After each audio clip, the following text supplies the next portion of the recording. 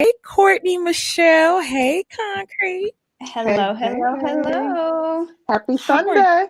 Happy Yes. Sunday. How are you, ladies? Hey, like I was telling you, I am doing well. I've been struggling with this COVID for the past couple weeks. Oh, So, well, praise God on this Sunday, the thing is cured. I can breathe. I can thank smile. I'm you. not Yes. coughing. So I'm excited, and I'm excited about the live today. Yes, Yay. honey. Definitely Mhm. glad that you're feeling better. It's Sunday, so it's been a productive morning for me already. And I too am excited about the show. Mhm. Same here. I'm happy it's Sunday. I'm a little just a smidge sad.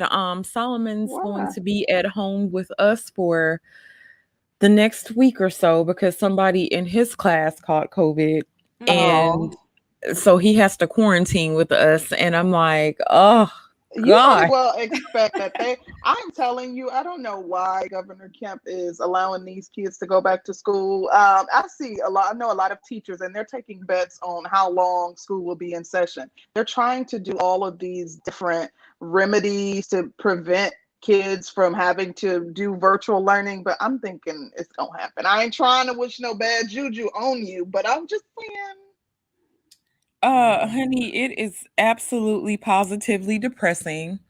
Um, I mean, when you think about like, because kids be like naggy all day, and I'm thinking about like Solomon swears that he can't get into any of his programs on the computer. Um, Mm. for whatever reason, they don't have them like a password guide, so they write down like all the passwords and stuff. So half the time we're doing homework, I'm trying to figure out how to get into his stuff. Oh Then man. he chooses passwords. I don't know where he be getting these passwords from, but they be having like lowercase, uppercase. He never remembers the sequence. Maybe I'd be He about to better write it lose down my on the sticky mind. and put it right on his computer. That way he Right. remembers it, because it's not as if someone else is going to gain access to it and do something nefarious in his schoolwork. Write it down and put it on the computer. Right.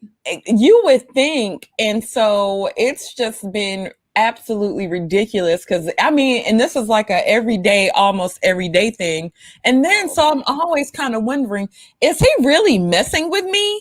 Like, and I think he does these things on purpose because then I'll be like, okay, don't remember your password, and we're not gonna remember this PS5, or we're not going to Hmm. remember this iPad or this phone, or we're not going to remember playing outside. We're not going to remember any of that. Then all of a sudden he can remember and he Oh gets it yeah. right. Girl, I'd be ready to Gotta put him jog that out. memory real quick.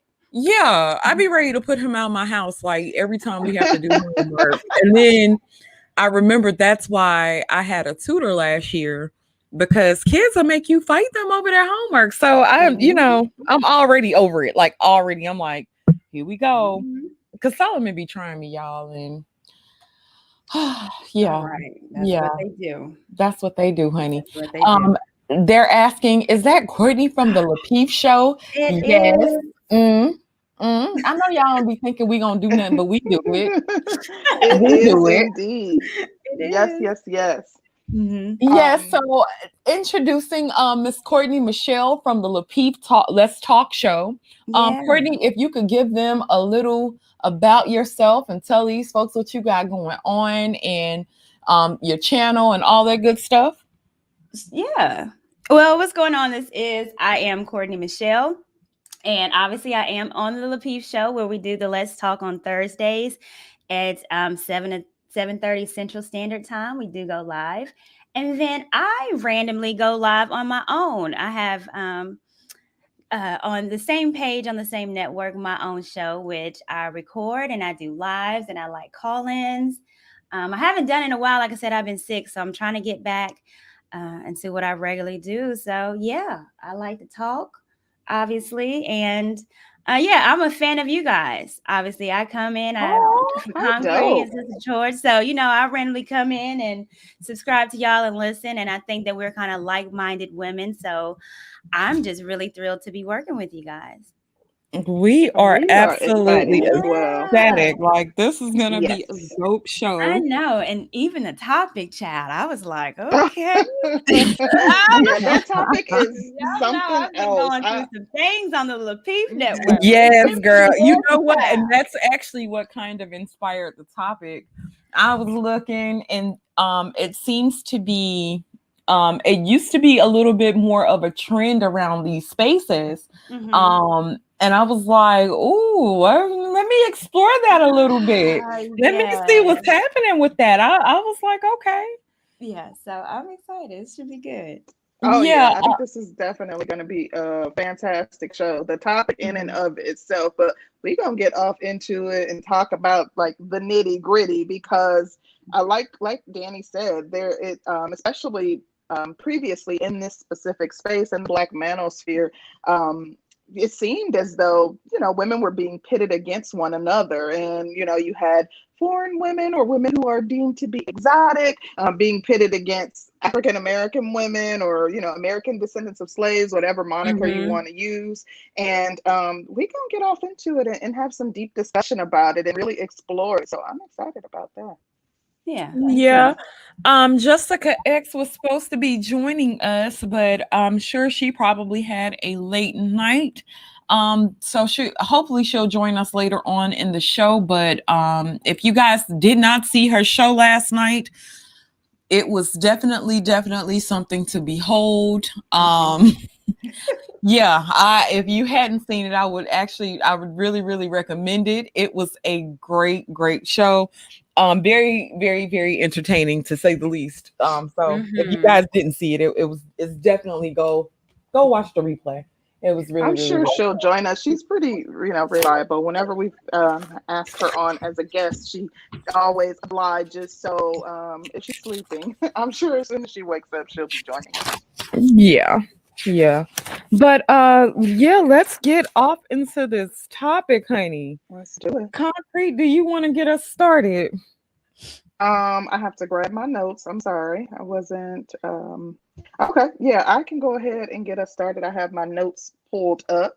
I am going to start with just something very light. So, Courtney, I know that you're aware, as are we, that there is a very strong sisterhood amongst African American women. So, as it Mhm. relates to the topic of foreign women being pitted against African American women, do you think that that sisterhood extends beyond African American women, or is it like solely, African American women and, no outsiders allowed, quote unquote?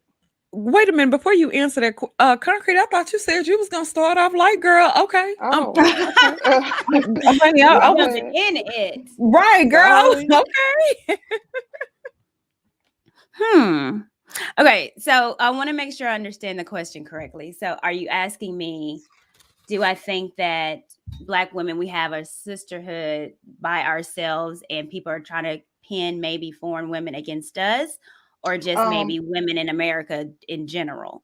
More so like the sisterhood that is spoken of in this space, and that we all come to know, like there is a somewhat of like kind of like a cult following when it as it relates to like Black women banding together and sticking up for one another against namely Black men. But that Mm. sisterhood and that like solidarity that Black women display, is that inclusive of foreign women or foreign melanated women, is more the question.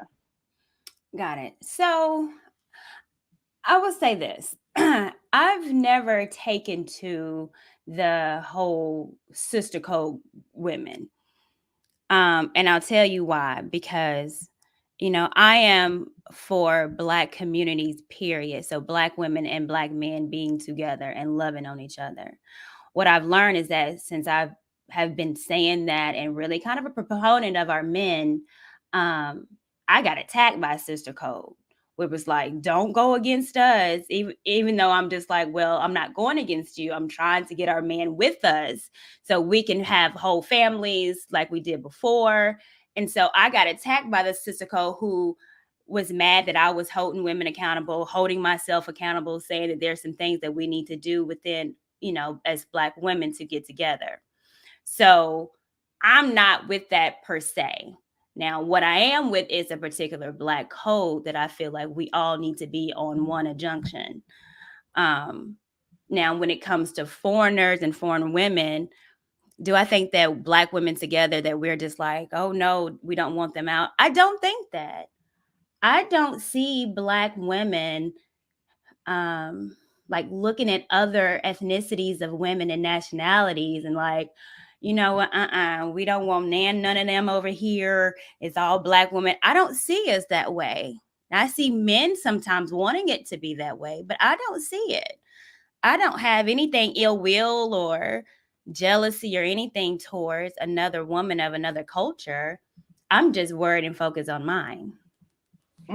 Well, thank you. That makes perfect sense. And thank you for also kind of giving us your stance on where you are as it relates to the sisterhood. Definitely appreciate that.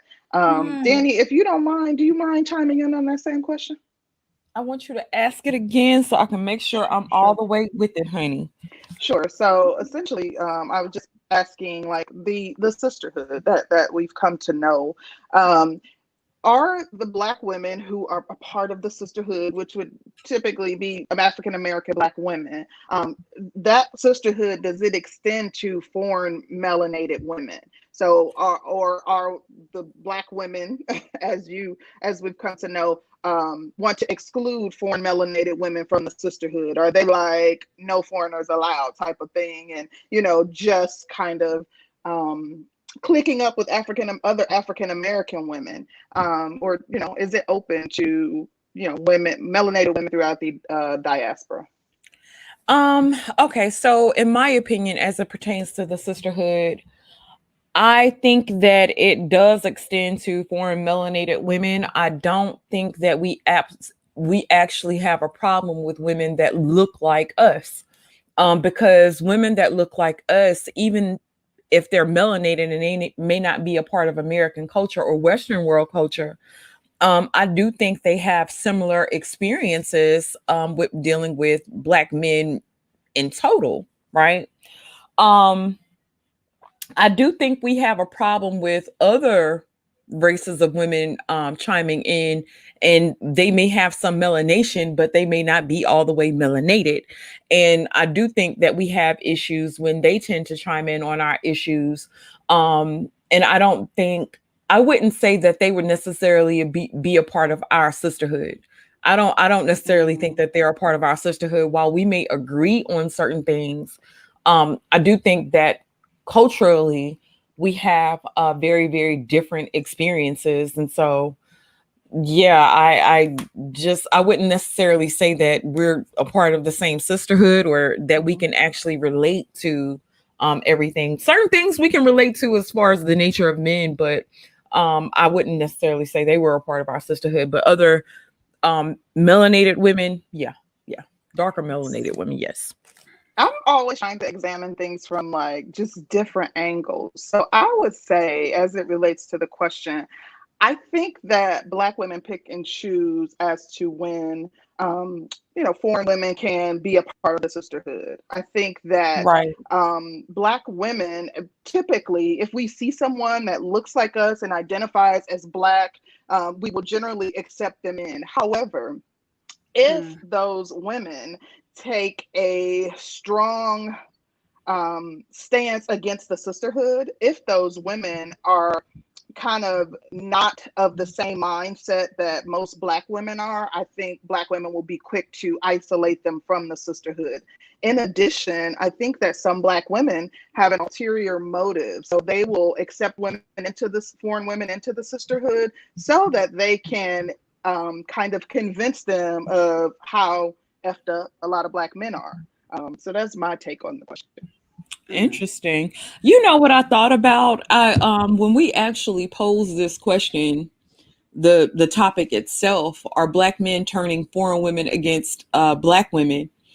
I was kind of looking at the topic and saying, well, damn, wouldn't the topic be like almost a form of sisterhood to even pose the question? It just kind of made me think. Yeah, it's as if we're one sisterhood and they're trying to turn, part of the sisterhood again. Yes, I think so too. That does tie into a a I guess a picture of sisterhood.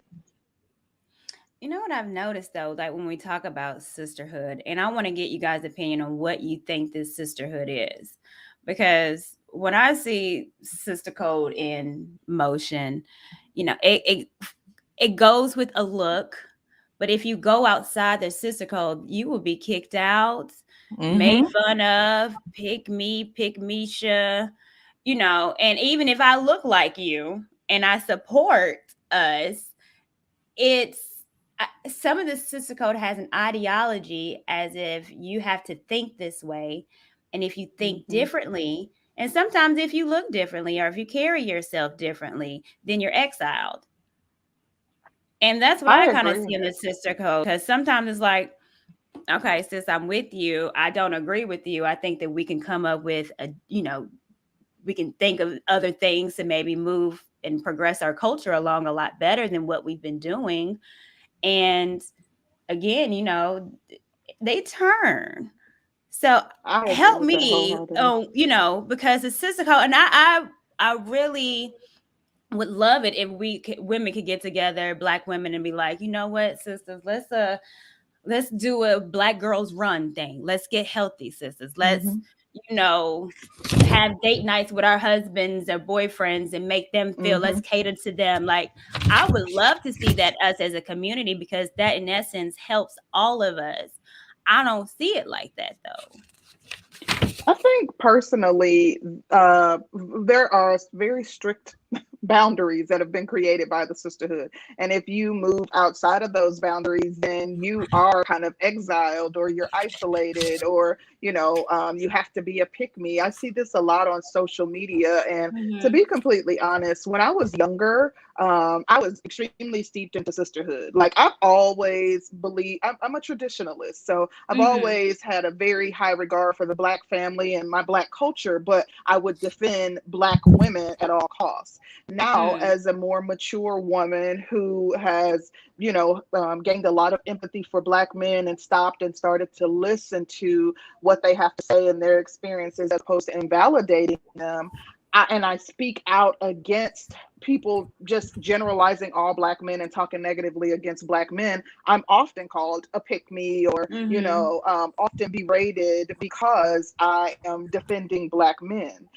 So I do think that the sisterhood has a very strong stance on anyone who sides with who they deem as an opposing group, and yeah, you will be isolated as a result of that. Yeah. I'm gonna read the super chat. A shout out to Mr. Curlin. Hey, sweet. He says, "On code to the sisterhood is like a set of unwritten rules that no one has made plain or explained, but everyone knows what it is Mm-hmm. slash what it means. LOL." I think that is an excellent point. Um, and it's interesting about us being on code and us sticking together on certain issues, but I do think that it's like it definitely is a set of unwritten rules. Like it's definitely a set, and we all tend to go there, and we will stay on it. We'll actually stay on code with certain things, and I always found it interesting. I do have a question. Um, what what would be the motive for Black men to separate or to divide the sisterhood, or Black women and foreign women? Excuse me. Mm. What would be the motive? To divide us? Yeah. If there is one, if you feel there is one. It's a good question. Um, well, I'm trying to think. Do Black men divide us? I do see on a lot of occasions, personally, where they will try to kind of pin foreign women against us, where it's like, hey, why don't y'all act like this? Especially Mm-hmm. when it comes to someone, Middle Eastern, overseas, or from Brazil, that has kind of the stereotypical doxal servitude kind of personality that men think that they have. So they're like, y'all Black women over here, you're so angry. Why can't you be like, I'm going to Brazil and y'all should be like them, and I'm going to the Dominican Republic, how men love going there. So I do see that, but I think it's their kind of cry where it's like, we're just using these women as examples for you to be like, because in essence, we do want to be with you. We just want you to kind of not be so angry with us. So, how, you can, I don't think they necessarily mean it to degrade us, even though sometimes I think women, we take it that way, because I'm going to be Courtney from Nashville, Tennessee. I can't be anybody else. I mean, I can try to check my attitude, of course, which we all should. But, if you wanted me to look like somebody foreign, I can't. I got this Negro hair, this Negro nose. It ain't going nowhere. But I think they do it out of just wanting us to be better, and they don't know any kind of other way. And so that's where that comes from to me. Okay. Ashel, to answer your question, we haven't answered any questions from a foreign woman's perspective. If you notice, all of the questions that have been asked are questions that would be relative to African American women and our experiences. Exactly. Well, Jessica has been invited on. We believe maybe she's later sleeping in, but she will be able to come and provide a different perspective. But we're not asking questions, of one another as if we can speak for foreign women. Right. I'm sorry, Danny. I didn't mean it. No, that's okay. Well, do you think there's a motive if a Black man is turning somebody against like foreign women and Black women against each other? Do you think that there's a motive there, or do you think it's just them pointing out the things that they see that's wrong with our culture? I think the motive would be something like it's kind of like them highlighting, almost like it's kind of like highlighting your morality over a certain issue. It's like showing foreign women that, this is bad. This is not how you behave. And showing Black women, you should aspire to behave more like these foreign women. But I think that it's all based on their perception. I think that the grass always looks greener on the other side. Mm-hmm. So I think that it's a way in which Black men can say, we're not pleased with your behavior, and we would prefer if you behaved in a more feminine way, if you were more likely to submit, if you were more cooperative, if you put family first, if we could develop an intact culture. I think that's their way of saying that. They're just going about it in a way that most Black women wouldn't prefer. Okay. As far as do I think that there's a motive, I think that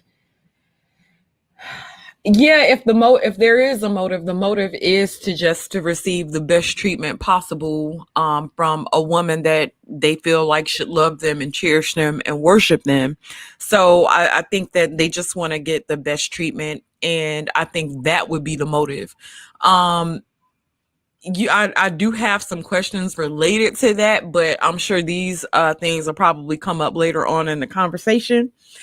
I do have some, but Concrete, do you have any questions or anything? Yes. So my next question, speaking of the grass, Black men believing that the grass is greener on the other side, although none of us are foreign, I want to know from, starting with you, Courtney, if you think that Black men are possibly disillusioned by what they perceive to be a more feminine, more submissive woman, but of course they don't know what they are like day to day.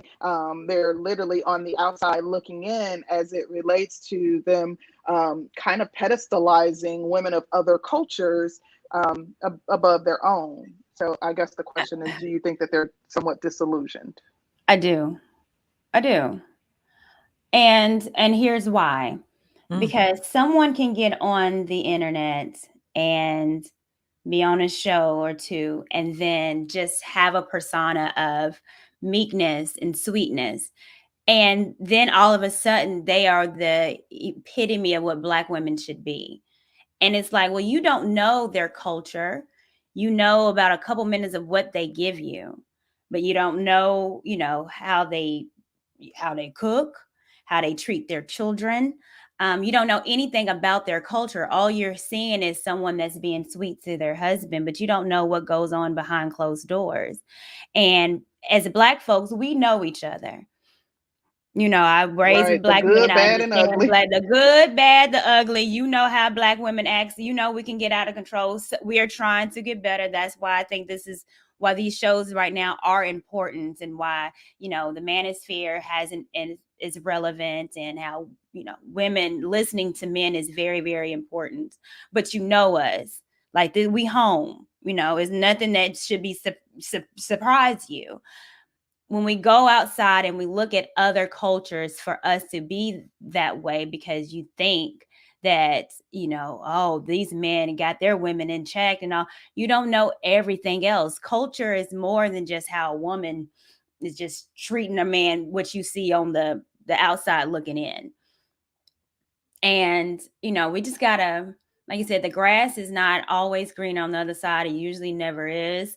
And to idealize someone and someone's culture, for me, is just like, come on now.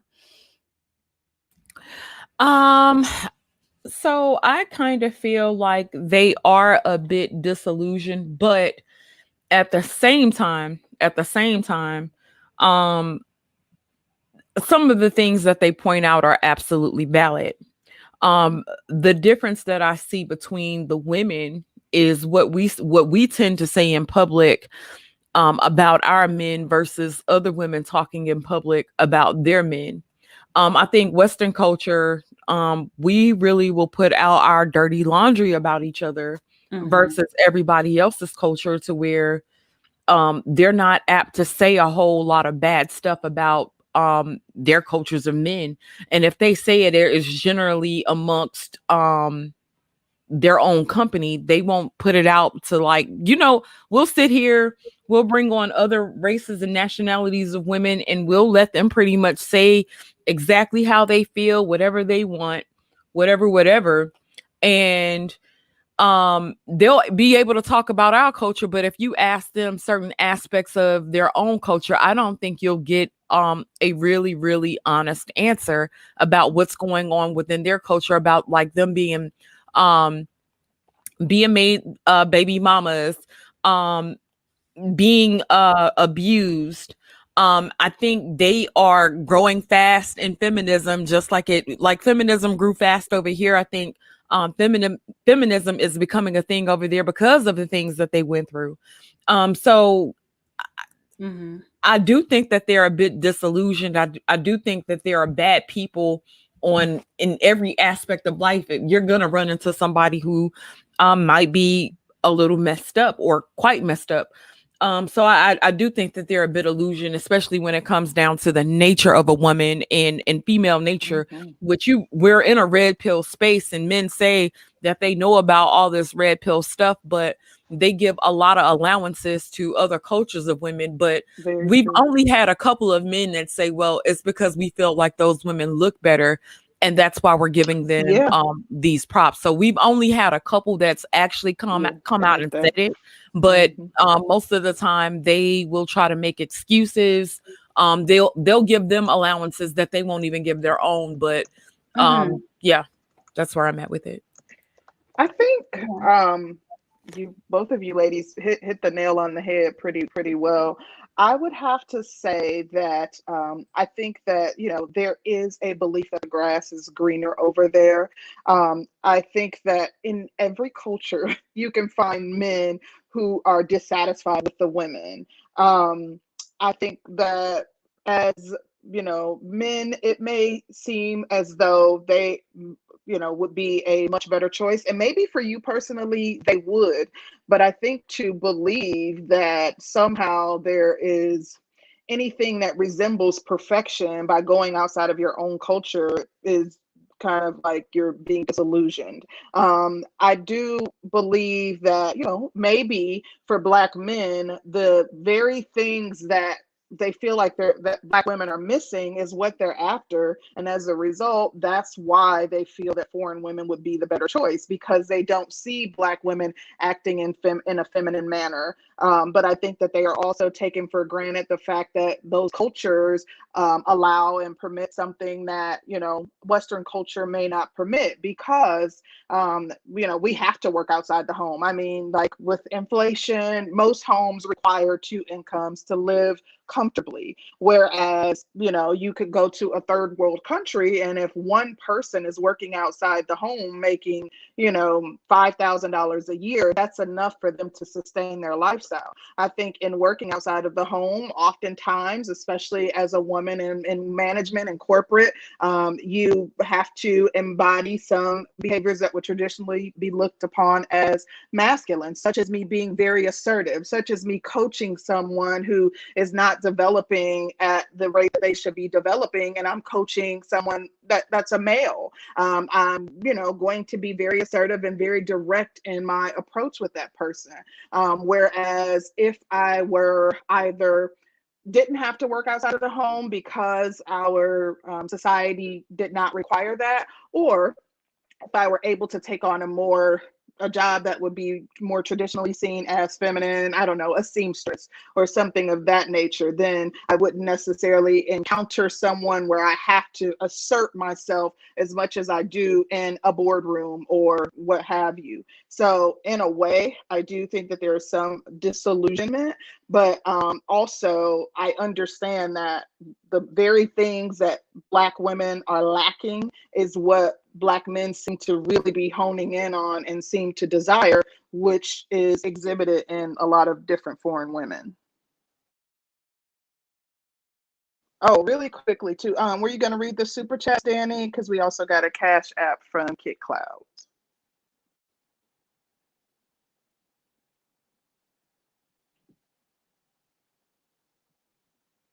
Girl, I'm sitting over here on mute. I'm thinking that you can hear me. I was like, she freeze up. Okay. I thought it Let was me read. I'll read them. Shout out to Ryan. He says, men got to be careful of people putting on a front on the internet. We don't want to be fooled by the female version of Derek Jackson. You know what I find to be very, very interesting? There are men who are actually within the same space who actually have a vested interest in keeping a lot of you upset and mad. So I also think about the concept of somebody actually doing that to make money off of your anger and off of your rage, and about money off of you not knowing about female nature. And then a lot of you guys actually ignore the nature of each other. So I always find that very interesting when y'all are talking about people putting on the front for the internet, and especially about women being a female version of Derek Jackson, and that like a fish can't teach you how to fish, but if a fish knows its nature better than a fish can teach you a little bit something about what's going on, versus somebody who's not at times. So I always found that to be very interesting. Shout out to Snuggle668. She says, what other things do people do? Other cultures pick up from Black American culture, if you don't mind. That isn't trash, according to Mr. Daniels. Y'all understood that? I think I understood it. We talked about this extensively on our last stream, where I specifically emphasized our language. I'm not even going to get into the individual achievements of African American people, but we talked about language. We talked about music, R&B and hip hop, which is very influential across the diaspora. We talked about our fashion. We talked about a myriad of different things that African Americans, that people pull from African Americans. So we talked about that extensively, but I do think that there are a ton of different things that are not necessarily looked upon as trash that African Mm. Americans, provide to the world. I definitely wanted to chime in on that real quick. I want to say something about the strength of a Black woman. We've turned a woman being strong and the reasons that she's strong into such a horrible thing. If a woman or a man, now, if a man makes it through hardships and whatever else, society is very quick to give that man props. And I'm not saying that it shouldn't be a thing, but when a woman has made it through hardships in life, this space is very, very quick to point out, well, if she hadn't put herself in that position in the first place, then she wouldn't have been there. So she wouldn't have had to be strong. If she made better choices in life, then she wouldn't have had to be strong because she would have been okay. She would have been under a certain guise of protection.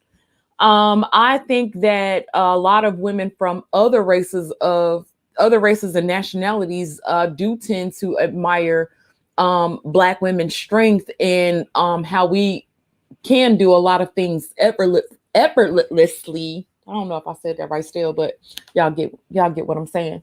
I think that a lot of those women kind of look up to that aspect of American Black women in our culture. Courtney, what you think? Yeah, I mean, Black culture is the most copied culture in the entire world. And for us to negate that, when you see Black culture or listen to our music, and to go to Japan and their couture is hip hop inspired, their music, how they've started hip hop in Japan. I mean, it's just silly for us to not recognize that. Now, there's a lot of stuff that Agreed. goes on in our culture that I do not agree with. But to say our culture in general is trash is it's silly. Our food has gone across. We talk about soul food and how Cuisine. you can fix it, the cuisine. It's gone over overseas as well. I think a lot of people are not well traveled and say they don't see the impact that Black folks have.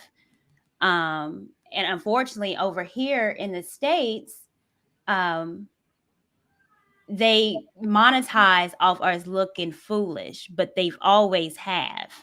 It's always been where they make money off our men looking weak and our women looking ignorant. And it's a continuation on. So I definitely think we need to do something to fix our image as far as over here. But no, our culture is the most copied. Our culture is the most stolen. Black culture is American culture. The music, I said, we keep talking about hip hop music, but we tend to forget that we created jazz. We tend to Absolutely. forget Rock that and roll, we country, created all rock of and it. roll. Country music would not be country music if it wasn't for Charlie Pride here in Nashville. Absolutely. That's a Black man. So we totally forget about that. We forget about our inventions. There would be no Hmm. elevator. There would be no tennis shoes. Yep. And Oh, there would first open heart surgery was conducted by right. a Black We man. The tend stoplight, your tampons, all of that. we are the most copied. We are the most looked at as a culture, even with our hair. I mean, you can go overseas. Women, I mean, we can talk about lace fronts and stuff, but trust me, they wear that over and over overseas as well. Our crazy nails, it's overboard. But please believe people copy that as well. I mean, they look at it as an art in some places. So it's mind boggling to me for us to just look at ourselves as trash when it's the people that make the culture, and every single culture has issues. There's not a one culture out Hmm. here that I could say it's perfect. Ours is just on TV to be seen and made fun of and mocked at. And there's a reason why. It's profitable to keep us separated. You get more money from a household with one parent to the other parent than us being together. There's always been a Well reason said, why. Courtney. Thank you. There's always been a reason, especially in American culture, where they don't want Black folks to have power. Once we start getting power, like in Tulsa and Black Wall Street, they burned it up. There is a reason why.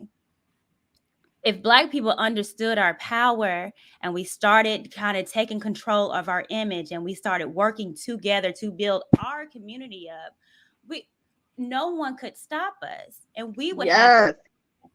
Yeah. But we're just so silly, and we want to assimilate. We want to look at everybody else and be okay with everybody else saying that we're trash.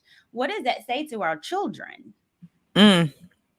I agree with you wholeheartedly. And the crazy thing, I'm sorry, just really quickly, is that I see all the comments and saying that everything that everyone else copies is negative and yada, yada, yada, despite the examples that have just been named. But I never hear these types of things being said about other cultures, saying tying serial killing to one culture or not bathing. Like, come on, like you guys just don't see the value in yourselves. And that is part of the problem. Yes, there is negative within our culture. No one has ever disputed that. But there are positive things that come out of our culture, and people are appropriating and profiting off of. We're the culture that's profited off of more than any other culture. Like, there are valuable things within our culture that you guys don't want to acknowledge.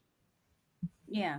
And it's so weird. Why are we just so hung up on everything bad about our culture? Well, that was another question that I was going to ask the panel. And Well, Jessica, welcome. Hey, Jessica. Hey. You how's good, it honey? going? She got tired I'm of coming good. to hey. Okay. I'm good. Good. Shout out to Platinum Elite. Lord Platinum. What up? Here. I like American Pretty Cat, though. Jesus Christ. Yeah, Platinum. Congratulations. On a Sunday. Thank you, Plaid, for support, though. That part. Shout out to Black Wizard. He says the most important part of culture, in my opinion, is cultivating healthy relationships. Our culture doesn't do that in general. When people say our culture is trash, I think they are saying it doesn't cultivate healthy relationships. Very, very interesting point.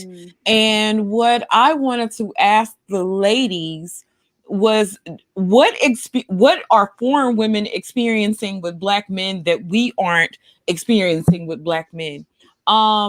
You tend to hear that Black men act better or they're nicer to foreign women than they are to Black women. You also actually hear the same thing on the opposite side. So I'm trying to figure out is what's so different. And then and this is another question I had. What do you feel like men speak up enough for quote unquote good women? Are the men actually putting good women on Front Street? Like, we pay attention to every aspect of what's wrong with our culture. Are our men paying attention? Like, are they putting us out there? Like, okay, my woman does this. I'm proud of my woman. I'm proud to be with a Black woman. Is there like a separation? Do they make the effort to separate the good from the bad, or do they just lump us all together? Hold on one second, Danny. Really quick. I just want to say this really quick as it relates to Black Wizard's question, super chat. Thank you, Black Wizard. Appreciate you. And shout out to Kit Cause for the cash app too. Thank you, brother. Black Wizard, I think that like we like last time when we had this discussion, a lot of what we were saying or what I was bringing up kept being discounted. But I think that's the part of the culture that you focus on. But culture is more than just the happy, healthy relationships. That is a large part of it, but that's not the only aspect of culture. I think that as a people in general focus on what they don't have. So because we don't have the happy, healthy relationships, everything else that we have that makes up our culture is being disregarded, and the focus is just on that one thing. And everyone else is saying, no, we don't have an intact or healthy culture because we don't have this one thing, although we have the other 20 things that you guys just highlighted. So I just quickly wanted to say that. But Danny, do you mind breaking your question up into two, and then I'll go after you, because it was just so we don't long-winded, right? Yeah, just so we don't lose track of what you were asked. Okay.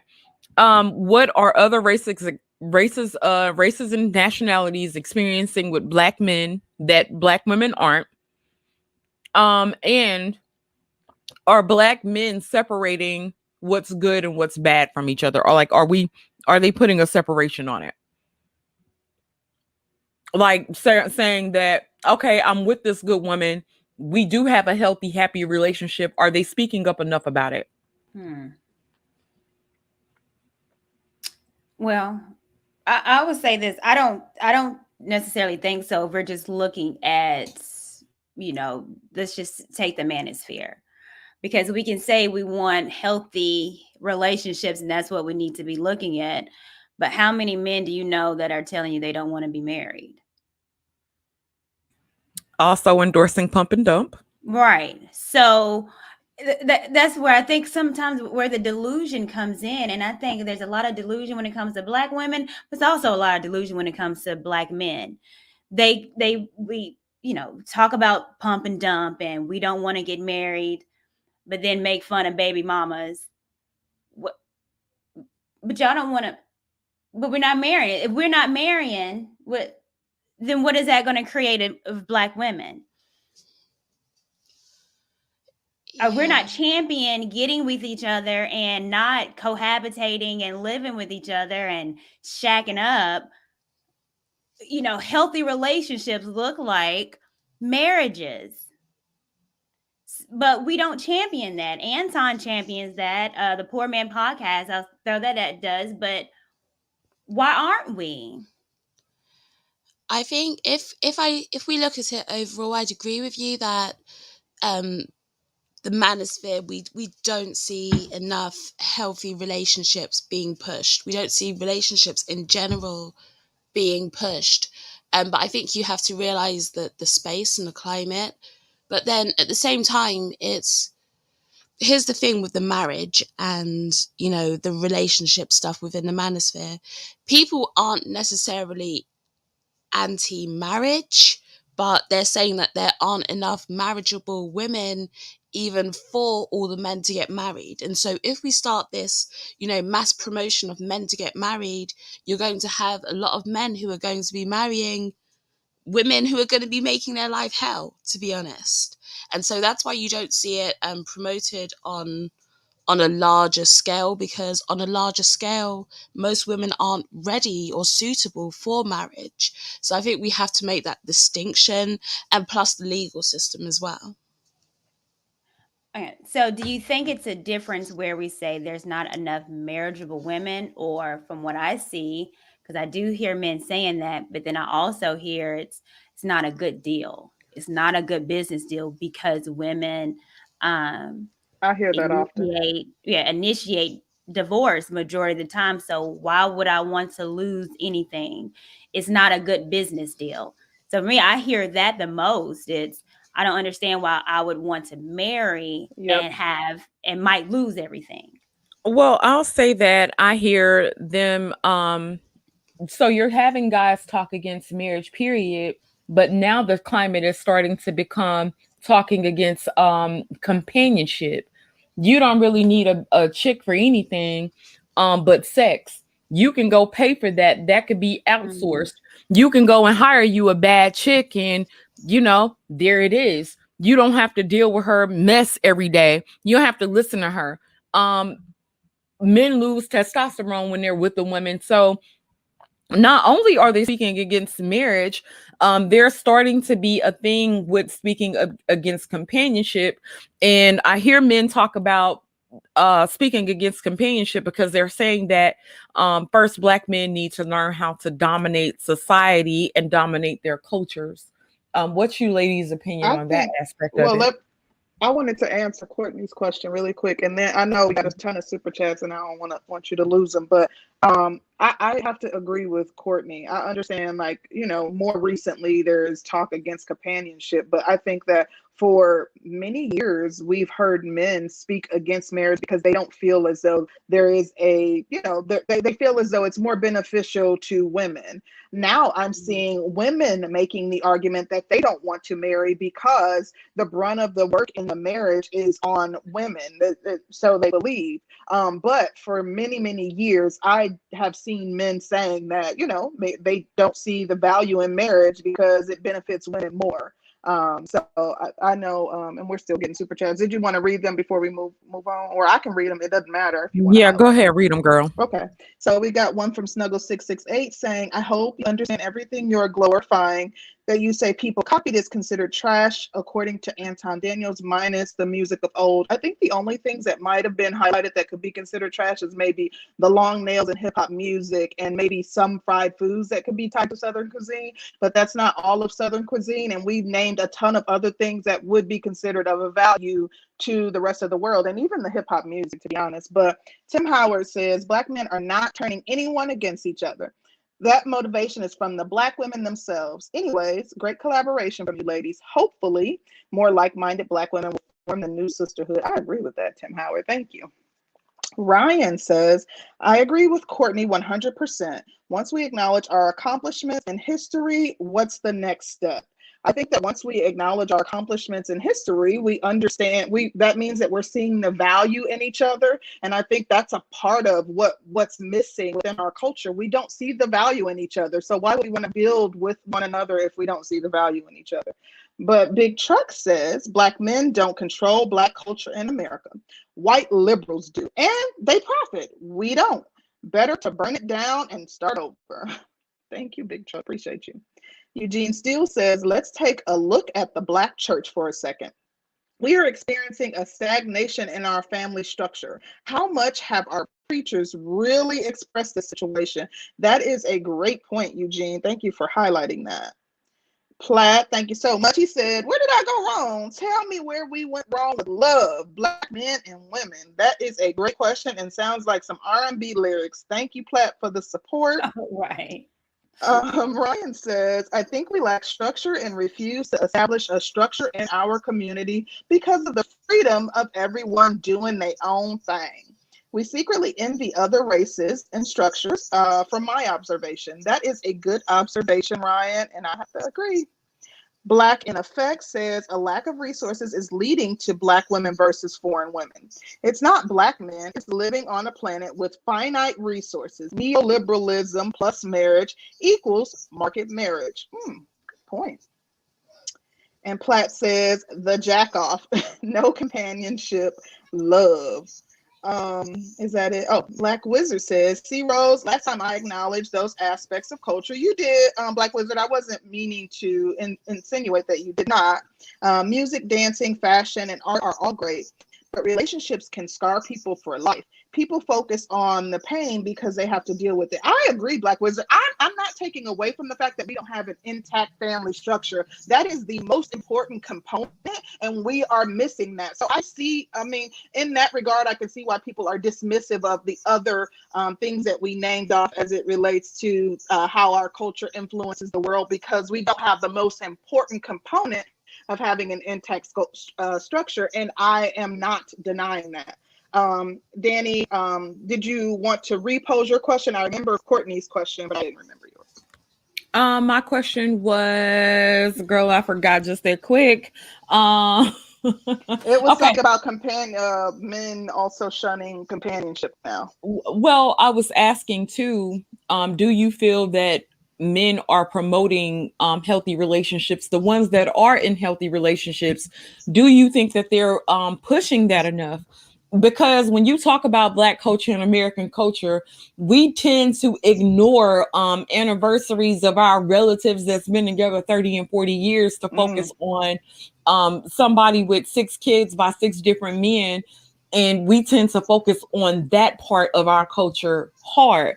But we don't focus on like our family reunions. We don't focus on how we do care about our families and what we do to uphold our families as it pertains to like our aunties and uncles, our mothers and fathers, our grandparents.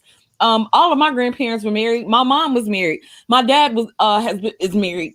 And it's like we don't tend to focus on that. But when men are talking, I don't think that they focus on that as much as the women, because women, I think, will talk about it, but I don't think the men really give a lot of credence to the good relationships that have happened within our community. And I wanted to know you ladies' opinion.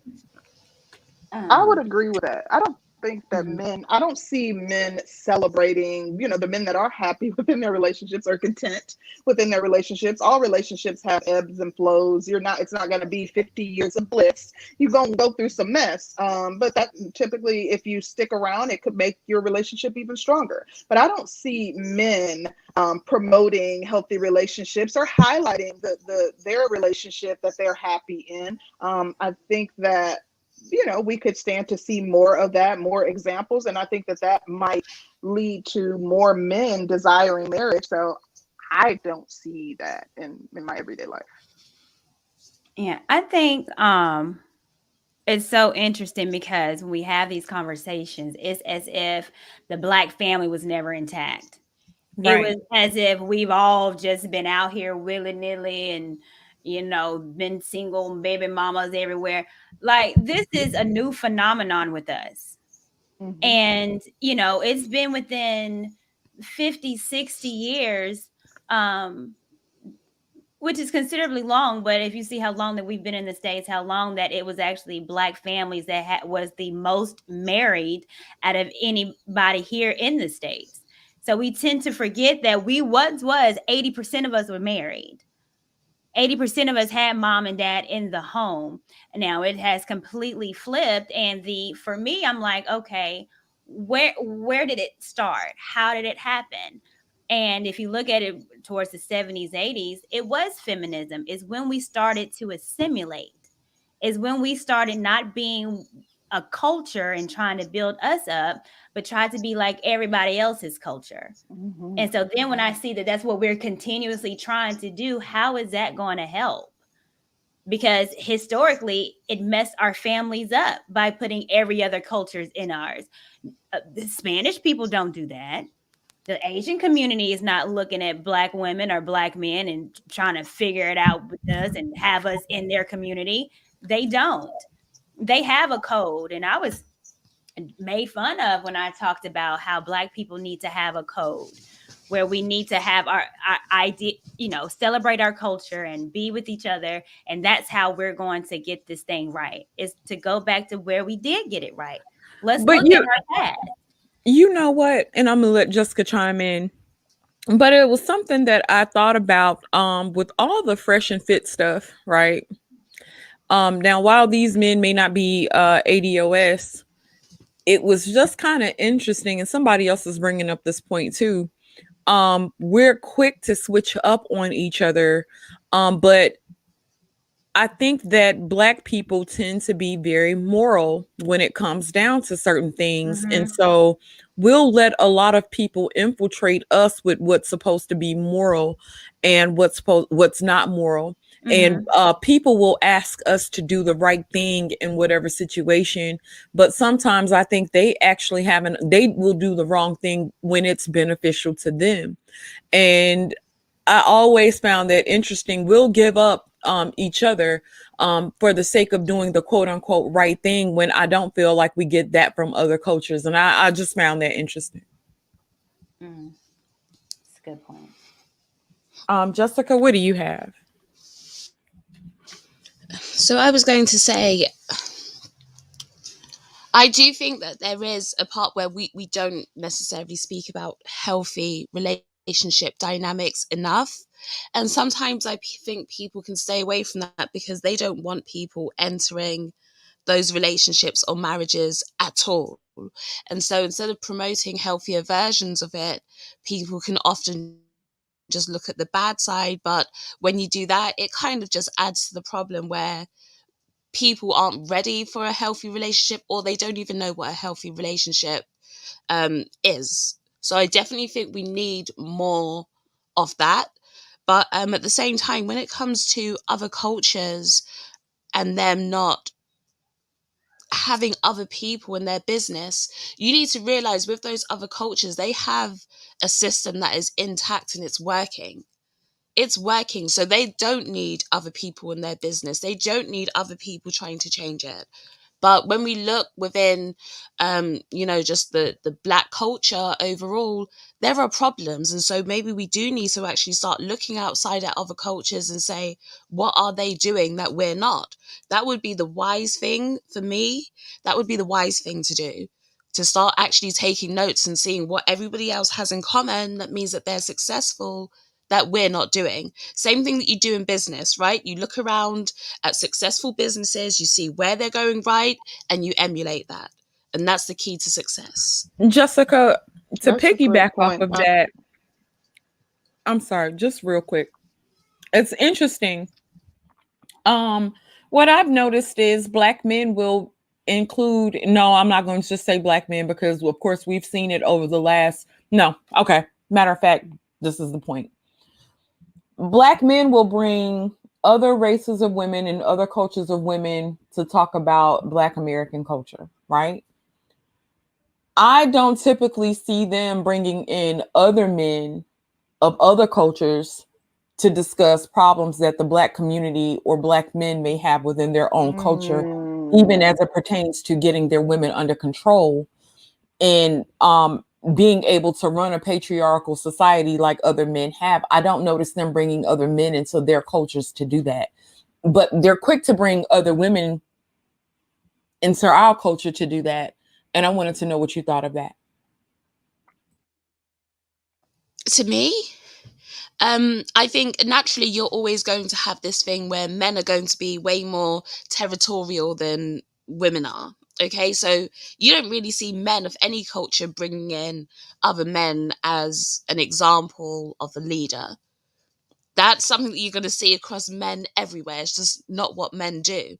Men see other men as threats. Whereas with women, it's not necessarily the same dynamic. And that's why you don't see it on both sides. You're not going to see men do that. But yes, they will use the counterparts as an example. And women do it too. Women say, well, you're not like the white man. You're not like the Asian man. You're not doing what they're doing. So that part happens on both sides. But men in general, it happens on you're not both gonna sides, see it. but it's not, because this is the thing too. Black women don't generally bring in other races of women. Like you're not generally going to have Black women and say, hey girl, call up Becky and tell Becky to come give us some classes on cooking, or give us some classes on this, that, and the third. I think women are also territorial. What I have seen too, we don't generally do it on our side, but I think that we're starting to see a culture of Black women bringing white men in to tell Black men what they're doing wrong, or to co-sign Black women's fuckery. I do think we're seeing a influx of that, and I definitely don't agree with that.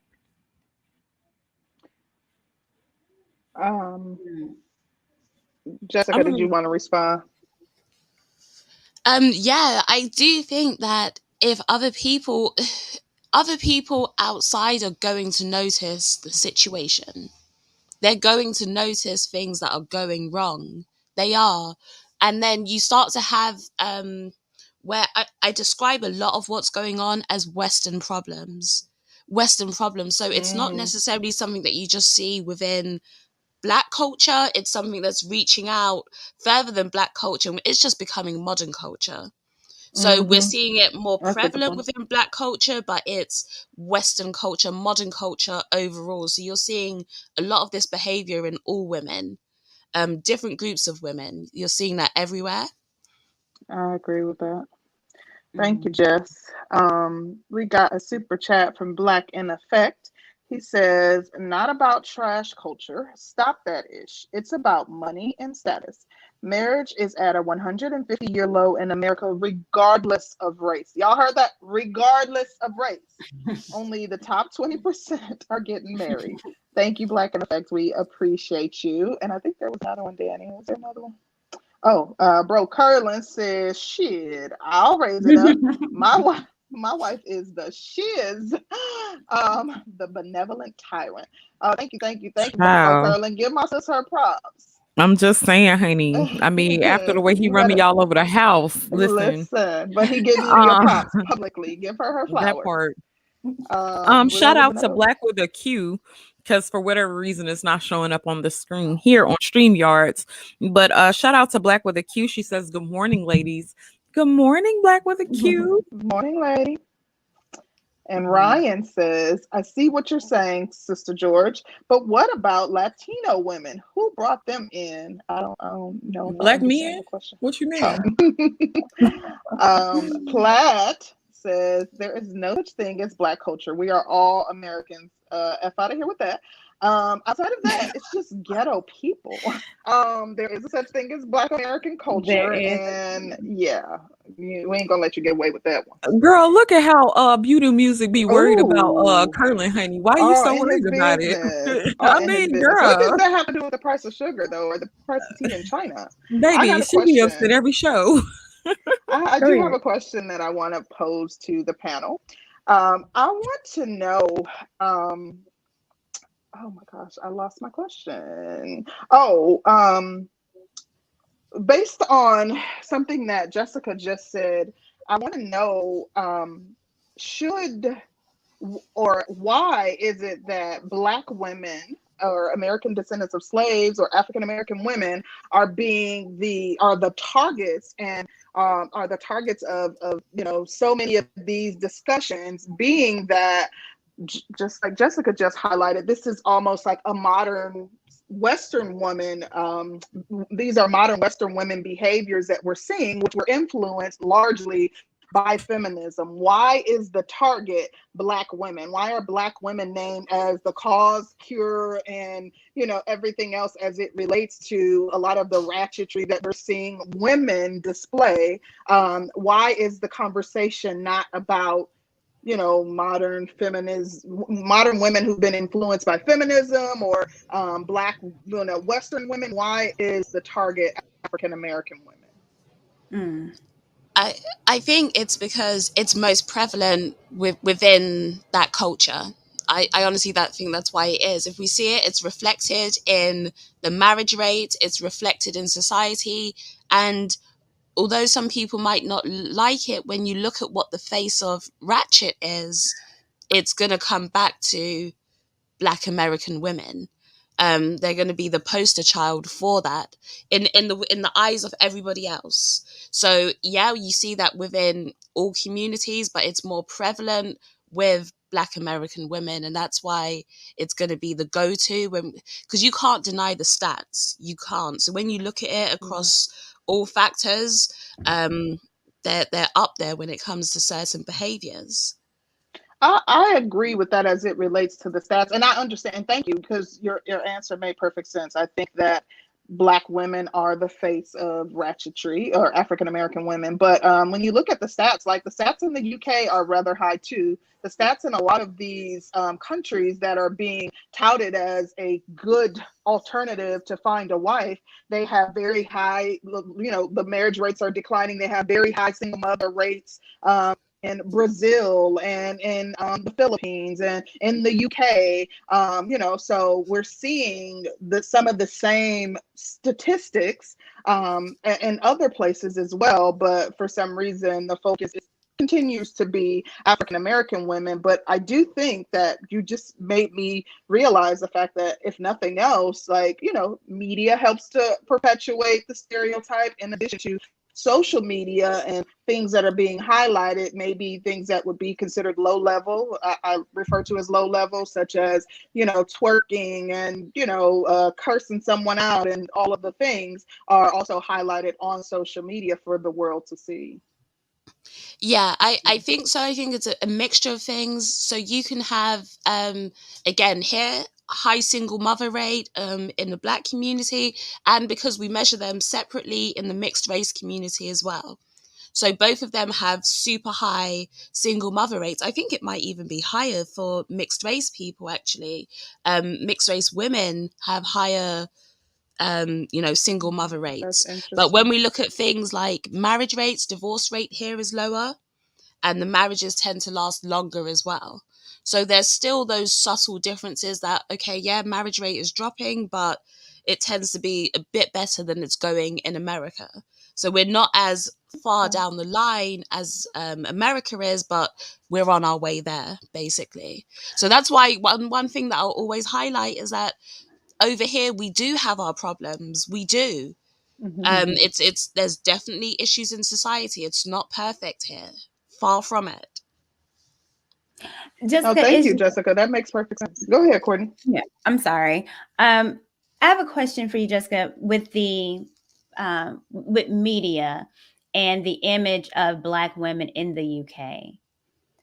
Do you see it the same as it is over here? Like, do you guys have like the ratchet Black women that's always showcased? We do, but there's Mm-hmm. just not as many Black women here, so it's not as Mm. prevalent. You have to think we're 3% of the population. Okay. And then when you go to women, 1.5% of the population. So it's not as prevalent on social media, but does that woman exist? Yeah. Does that stereotype exist? Yeah, it still exists here too. Got it. Okay. Okay. Courtney, did you want to chime in on the question that I asked regarding why? Do you have any thoughts as to why African American women are the ones who are the focus of, you know, curing it, of causing the behavior that we're seeing in society that would be deemed as ratchet? Well, yeah. And I agree with Jessica on this. I mean, I think that we're the focal point because we're the ones that it's hit heaviest. Like I said, with the divorce rate, single parenthood, all that, like it affects Black women, our health, obesity. It affects Black women the most. And it just seems like it's something that we're not wanting to take control of or even take seriously. And I think there's maybe a lot of different reasons why. I think we're just now kind of starting, like all this, you know, us conversing on it and talking about it, all this is new. And we've let a lot of decades go on where we didn't take care of our image and our families, and it's perpetually getting worse. But I do think that the tides are turning. And I do think there's women that are wanting to be better and wanting to correct mistakes. And the mistakes that some women made, i.e. me, are trying to speak up and be like, okay, you know, to my 20-year-old Black sisters, y'all don't have to go through this route. Like, let's look at getting married in our 20s, you know, marrying before carrying. And I think that it's fairly new. It's just not a lot of us saying it. And then the ones that do say it, you know, I don't know if we're being heard. That's a good point. I know I see a lot of people saying that we're making excuses, and I just find that kind of interesting because, you know, and this is what's being said in the chat as well. Well, you got 3 baby mamas up there, and they're making excuses, and they're excusing the sisterhood, and like I said, there's not a need to speak out. The Black man is the only person who can redeem themselves. Right. And I hate to say it, but if you've had a child out of wedlock and then you do turn around and you actually do the right things and you start making better decisions, you can never be anything outside of a baby mama. No. Yeah. I feel like they're being disingenuous. Like, we're not like outside of whatever you all do. Spoke out against the sisterhood. In addition to that, you are married. I am engaged, planning my wedding. Like, don't and Courtney is speaking out and telling women to do things differently, as we all are. I got a man.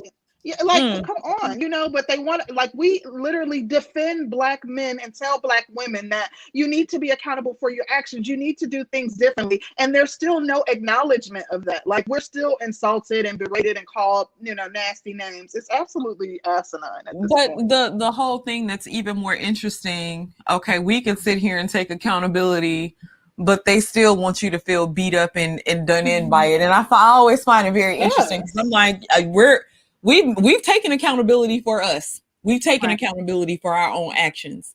I can't be your whooping bag because other things didn't work out, especially when I didn't keep making the same mistakes over and over again. And neither one of us are a baby mama to your children. Like, what are you talking about? I was in a relationship for 14 and a half years with my ex. Like, don't relegate me to a baby mama that's sitting up here trying to defend the sisterhood. Like, that's absolutely silly. If you've listened to this conversation and that's what you walk away with, then you might need to go see somebody, because your anger issues and the bitter and resentment that you're holding on to as it relates to whomever did you something wrong, you are projecting that on the women on this panel, and that's completely unfair. Yeah, Okay. they always will. Like I said, I hear it every day. You ain't nothing but a baby mama. But what am I saying that's not true? That part. You know, okay, It's and just that's not making going. excuses. You're making excuses for the sisterhood. You're making excuses for Black women. And it's so interesting because like we really sit over here and have some real deep, crazy conversations, which the sisterhood be mad as hell with us, and we catch it. Yeah, And I we know get you it from guys both see it. sides. Yeah, We it's get it from both hilarious. sides. It's It's no way. We hilarious. talked on our last show about how the sisterhood was mad that we had a conversation about fast ass girls. Like, we literally get it from both sides, but we're going to remain true to who we are, continue to have the discussion, and we'll continue to deal with it, because that is like my mission, is to ensure that we can have these hard conversations. We can have it from both sides. We can have people that have objective point of view. We can have a discussion with people who have dissenting views from our own, and hopefully some clarity can be gained throughout that conversation by someone, even if it's just one person. But it is what it is. Right. I'm gonna read these super chats and get off our soapbox. Shout out to Platinum Elite. He says Black culture is an insult to Black people. It only highlights the bad behavior of Black people. What is Black culture? We highlighted that, Platt. We just talked about that for maybe 10-15 minutes. Like, Black culture, we talked about the fact that it's our music, it's our cuisine, it's our fashion, it's the art that we've given to the world, in addition to a myriad of other individual things that Black African Americans have contributed to this world.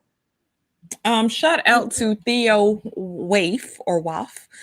He says, I advise Black men on passport usage for marriage. Theo, I hate to kind of bust you in your head, but you did some of the same things, and that didn't really work out for you. A lot of things that I find to be very interesting too is like when some of y'all don't have the options to get a certain type of woman, then it becomes a thing to where all culture, the whole thing, I'm going to use my passport. Now, I do advise men to go out and do what's going to best serve them. Absolutely. I have no problem with it. I don't have a problem with you going to get a passport or you marrying other women. But it's almost like if a man does want to be with somebody that's Black or whatever, you guys do try to y'all do a lot of cock blocking on women over here. And I it's nothing wrong with telling a man to expand his options and to get what's best for him, but y'all do a lot of cock blocking toward the women over here, and I find that to be interesting, to say the least. Shout out to Eugene Steele. Eugene says, just because of our fear of the realities of relationships and marriages, we either shy away from them or we turn to other cultures believing that the grass is greener. Eugene, I absolutely, positively agree with that. Shout out to Eugene Steele again. He says, sadly, there are two sisterhoods just among Black women.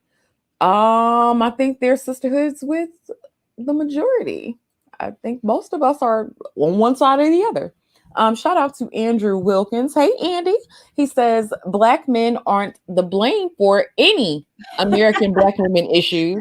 Black women even lie and say Black men push colorism when it's the Black woman that are way more colorist. Do you see the delusion? Black men aren't the blame for any. No, they know, because Black men are completely perfect. It's just, I see rage and I see anger in a lot of Black men because they were hurt by Black women. So I get it, but every Black woman is not the same. And if it's every Black woman that is doing you wrong, maybe it's you. Like, accountability gotta both work both ways. Like, we all have to be accountable for the messed up stuff that happened in our life, the messed up people that we allowed in our lives. There's no Black woman just waiting, talking about, yep, I'm ready to get in your life and F it up. Girl, I think that's what they say we do. I mean, it's not. And if they do, you allowed them to. Just like if I allowed a man to continuously berate me and degrade me, I have to take some responsibility for that. because I Yeah. allowed them in my life. So it's just wild to me where now it's, women haven't been held accountable. We get it. But now it's like it's all of our fault and we are the reason why that Yeah. everything is just messed up in the community, and it's not. Okay. We all have to take some kind of responsibility, and kind of I'm trying to figure out what is the solution. How long are we Yeah, still going to and be that's why we blaming each have other? these conversations, but it gets sidetracked if we can't have it in a fair, and have a fair discussion, a fair and balanced discussion from both sides, because everything gets derailed when they come with straw mans. None of our status had anything to do with the conversation, but here they come with the insults. So it's just, Yeah. I want to get back to the conversation. Go ahead, Danny. I'm sorry. Shout out to Asia. Okay. A. He says, I don't think it's fair for U.S. black women to get the bad rap. Non-American black women get to wild out under the black girl title and escape back to their culture. Now they will post their flag in their profiles. Oh, you said a word then. I think you That's a good absolutely one. that's an excellent Because point. somebody just said, well, Sha'Carri is what's wrong with black women. And it's like, well, Sha'Carri is Jamaican, first off. But like they'll lump, if it's a bad behavior, they lump it under black women. Yeah, but where was Sha'Carri raised? Yeah, but that doesn't have anything to do with the fact that she is Jamaican. Like, there are Jamaicans that are raised within the U.S. and they have a very intact culture. They remain under their culture. Like, West Indians are pretty close knit as it relates to their culture and their family. And despite the fact that she was raised here, that doesn't take away from the fact that she's Jamaican. But she was raised under America. That's what she was raised under. And so if you take her back to Jamaican family Jamaica with an intact culture, it works the same way with Africans, right? Africans don't use people who are born over here or in America to represent them. They say that they're different. And they are different because they're raised under a completely different culture. That's the same thing that I'm saying. So Africans when we in look at America, a Nigerian in America is not going to consider himself black. He considers himself Nigerian, and he remains no, they under consider his themselves culture. black, but just of Nigerian heritage. No, they don't. They will tell you that No, they're they'll Nigerian. tell They you will that not they're say that they're black because Nigerian. they think black is synonymous with African American. Yeah, that's true. I've never heard. I've worked with and I think this Africans is for where many, many years, and they all refer to themselves as I'm Kenyan or I'm Ghanaian. They don't Yeah. consider them. They don't call themselves black. because people will they know their heritage, right? So their heritage is Nigerian, but ultimately they're still black. But what I'm saying is that there's a difference in that those people were raised under American culture. They weren't raised under Jamaican culture or Nigerian culture. disagree. Things work in the U.S. Like, if you West Indian and you're raised in a West Indian household, you're going to have that intact family culture. You're going to not have necessarily because the dominant culture around you is American. Wait a minute. Let me just say this. Here in America, and I grew up in New York City. So growing up in New York City, I got to see a lot of other cultures outside of ADOS culture. If a girl was from Panamanian, if she was Panamanian, she could have been darker than I am, and be identified as black by black people. But if you talk to her, she's going to say that I'm Panamanian. Absolutely. And then they still do stuff within their household. Yes, they While they let me finish. While they may wear certain, like, the same clothing, this, that, and the third, or do things to quote unquote fit in with our culture, they will still celebrate their holidays. They still, like, if a girl was Muslim, she was still praying 6-7 times a day, wearing her hijab or whatever. They'll participate in certain aspects of our culture. But if you go inside their house, you might as well be going back to their country, because a lot of them really do practice their own culture within their household. Let me say this really quick. I understand, because it's the same dynamic here. Yeah, they not only, I have a ton of West Indian friends. Not only will they tell you I'm Jamaican, not only will they tell you I'm Caribbean or whatever they are, they have a very intact family culture. They have a lot of cultural pride, which is something that is admirable to me. I think it's a beautiful thing. They frequent their home country. They go back and forth quite often. They will tell you that they are not Black American. Not only is their cultural influence very strong in their households, a lot of them, their families don't even like them fraternizing with African Americans. They can't bring home an African American man. They can't bring home an African American woman. They still have very intact cultures. So I get you. I think you're misunderstanding what I'm saying.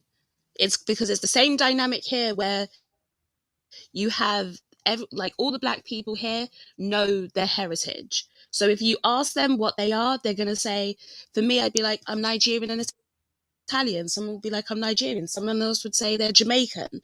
I got that. So it's the same dynamic, but they're still Black, right? But they just identify I with consider them Black, yes. they identify with their heritage, which is why they'd identify as Jamaican. But what I'm saying is, if you take them back to Jamaica, the Jamaicans acknowledge, or the Nigerians acknowledge, that there's a difference between the people that were born there and the people that were born over here or in America. Why? Because although within that initial household you can have cultural influences, yes, but that cultural influence isn't always strong enough to overwhelm the culture that you're living in, the environment that you're living in. So as much as you try, those elements of British culture, American culture are going to creep in to that individual. If you take me and you put me in Nigeria, I'm not going to be the same as them, despite me having Nigerian culture within my household. And this is why a lot of people say you have cultures that come over here by the second generation, the original culture has left and the culture of the country that you're in overtakes. So you can say that Sha'Carri is It Jamaican. depends. Yes, and I get that she's raised in a Jamaican household. However, every day when she walks out there in society, what she's actually experiencing is the Black American experience. Most people aren't Yeah, looking that's at her not and what I was talking saying about, though. she's I'm Jamaican. talking about the primary influence over her life will come from her Jamaican culture. And yes, she is a Jamaican young girl, but although now we're seeing Black women as flamboyant, like Jamaican women have always been very flamboyant in their style, how they present themselves, like the very colorful hair and just a very vibrant style. Like that is Jamaican. So, like, my point in That's a saying Yardi that thing, was, yeah. yeah. So my point in saying that was that she has a lot of influence from her Jamaican side. Yeah, she can be. That's just like, there are people from Thailand, from the Philippines, whatever. But if you maintain your intact family culture, yes, you may be American, but that influence from your intact family culture can be stronger than anything, that would be influential in your outside of those four walls. It can be and it can't be. It just depends. So I always say, growing up, we have a lot of people who are of South Asian heritage, right? Indian, Pakistani, and these are people that are growing up in very strict households. Okay, what the girls would do is they would leave home in their hijab. You know, the hijab that they use to cover their hair, their face. They would Yeah. leave home in their hijab. We'd get to school. Those girls would be in the bathroom. They take off their hijab in their bag. They have a whole new outfit. They put on their skirt. They change the whole thing completely. They put on makeup. So they're walking around with their hair out, makeup on, short skirt.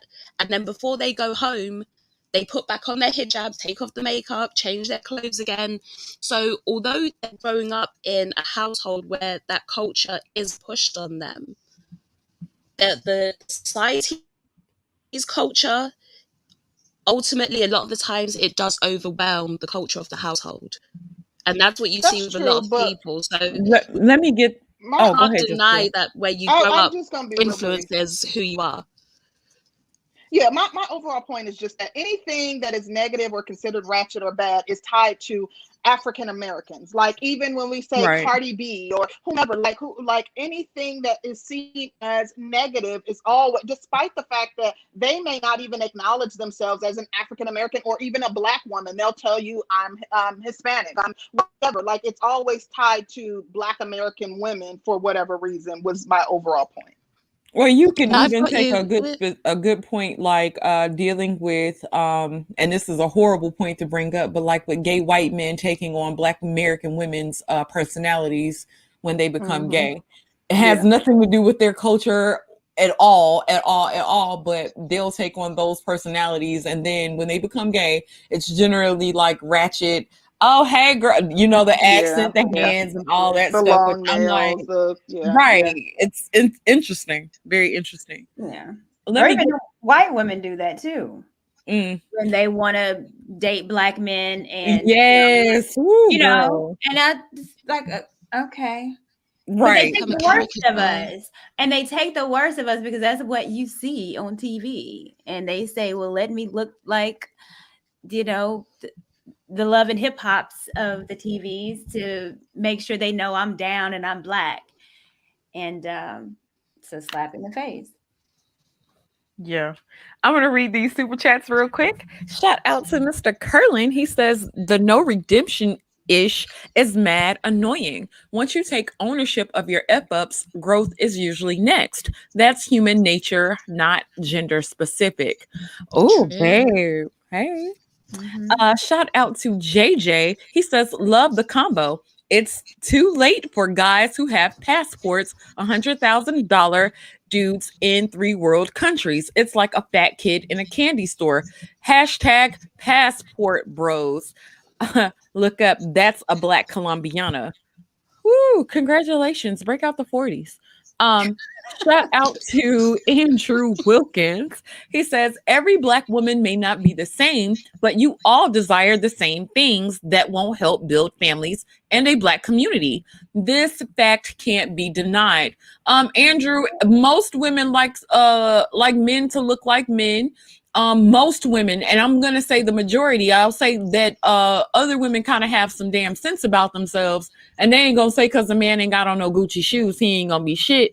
But most women Yeah, like for Andrew, men that's to some be mess. tall, built, a big penis, and some money. Most women want those things. Most. And why are Um, we generalizing? Like, you don't know, because I just completely disagree with his comment, especially because he's saying, but you all desire the same things. That's not true. Come on, stop it. if they're talking about that Black women are probably the only race of women who move off of their attraction versus what might be good to them.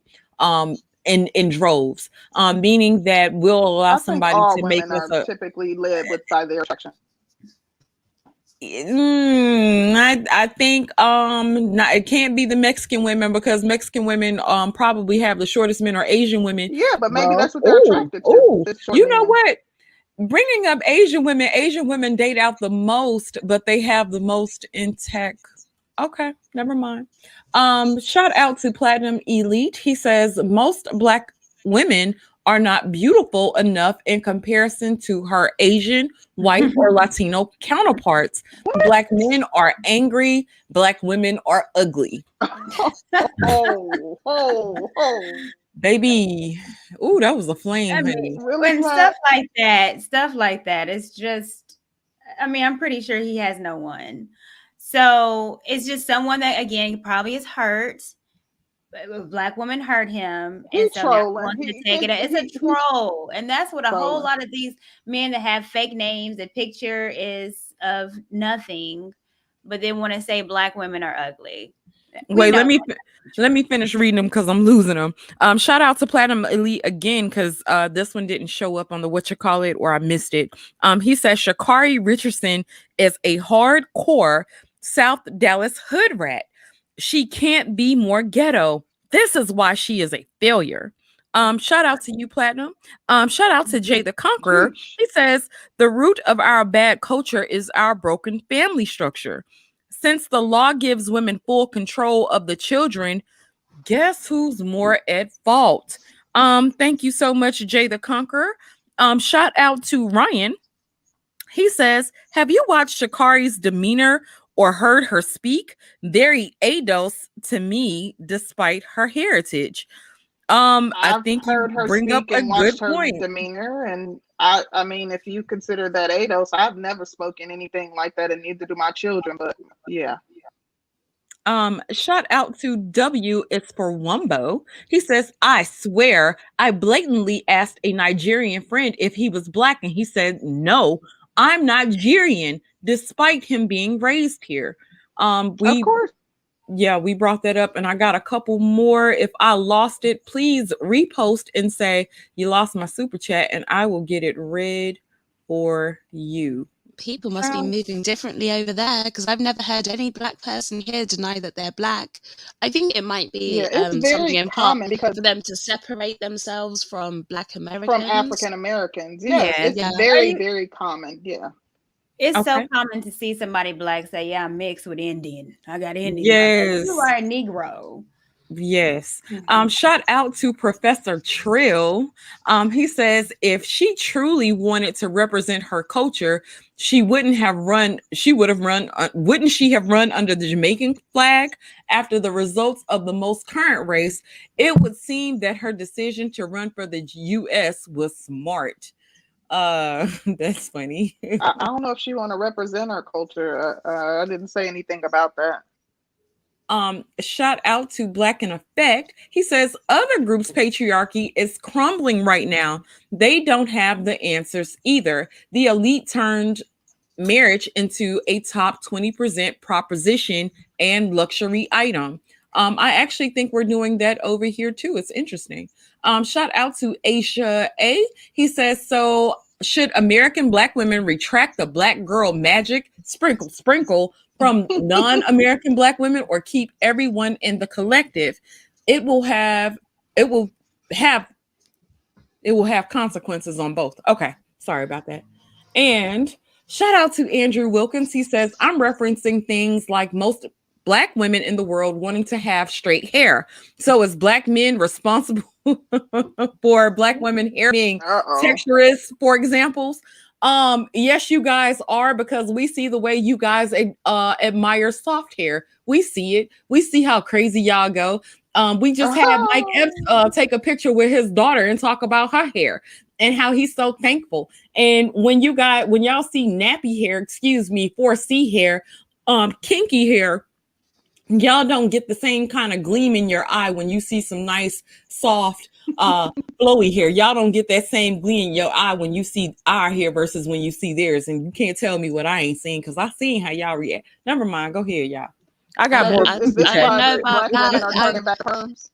I think it's one example, but I've seen pictures of little girls with wigs on and weaves in their hair. I saw a video of like little girl hairstyles the other day, and I kid you not, this was a baby, probably had about an inch of hair, but the mum was putting like extensions. I don't know what you guys call it, braids, extensions. Yeah, which is On crazy that as hell. child's hair, and you could see it's already pulling her hair out, and she's a baby. So I think this stuff sort of goes both ways, and you need to look at ultimately who's raising that mindset where one is put above the other.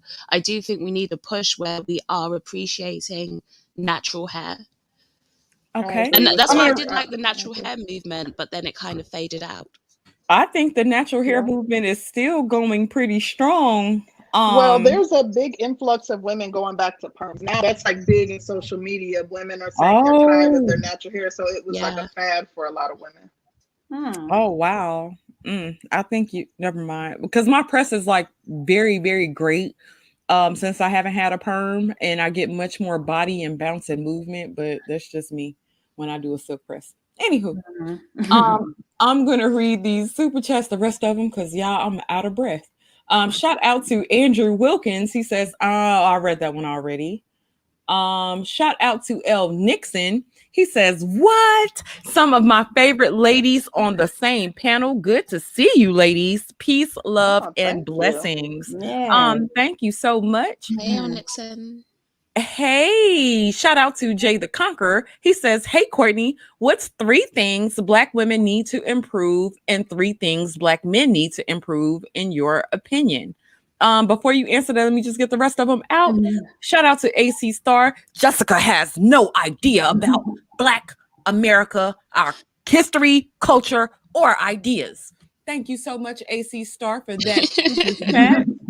I feel like I missed somebody. I'm sorry if I did, but if you did, put it back in the chat for me because I'm gonna get it.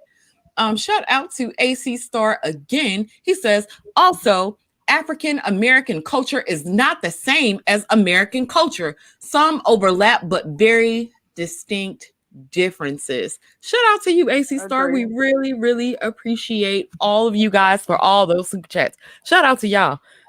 Okay. All Y'all want me to right. go with On my to the next next question? question. Yeah. Well, let Yeah, me you go say and this then out. I can answer that super chat that came from me with the three Okay. things I think that Black women need to do. I think we need to focus on our health. I think we need to get into therapy and to check why we're angry, because we are angry. There's a lot of reasons why we should be angry, why we should not, but I think we need to get into therapy. And another thing that Black women can do, I said health as far as physically, mentally, and start listening to men. Let's start listening to them.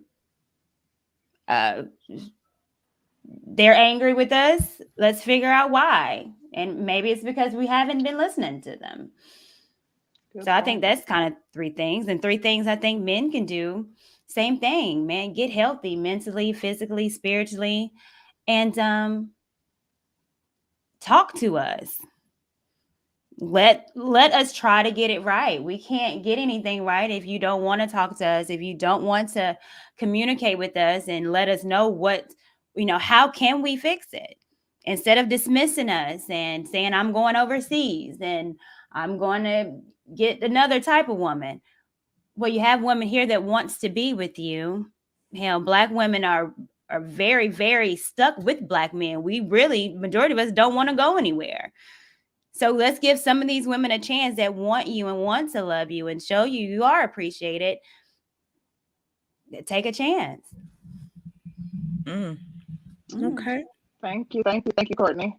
O'Shea Lennox, thank you for the super chat, brother. I ain't seen you in a minute. He says atrocities are what other races do to succeed. ADOS should become that.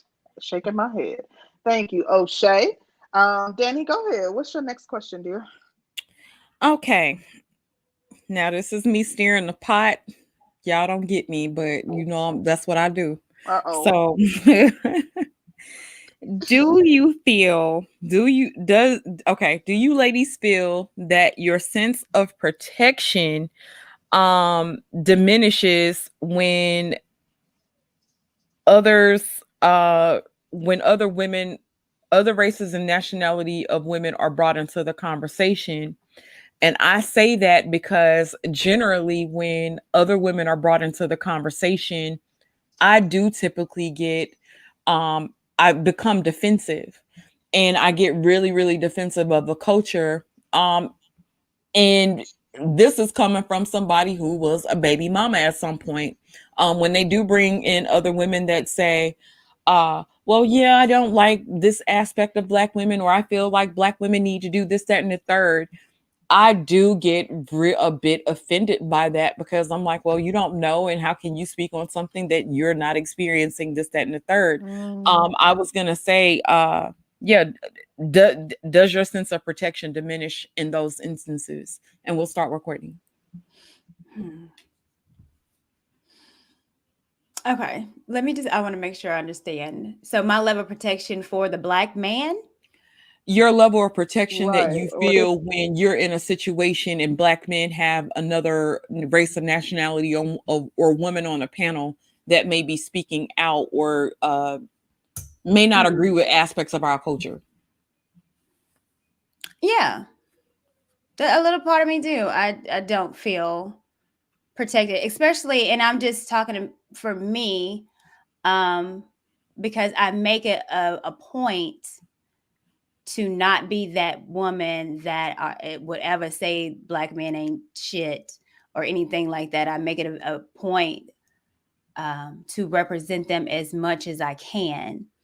And so if someone else is on a panel that is speaking negatively about my culture that's not Black and they allow it, it's just like, it's a slap in the face to me.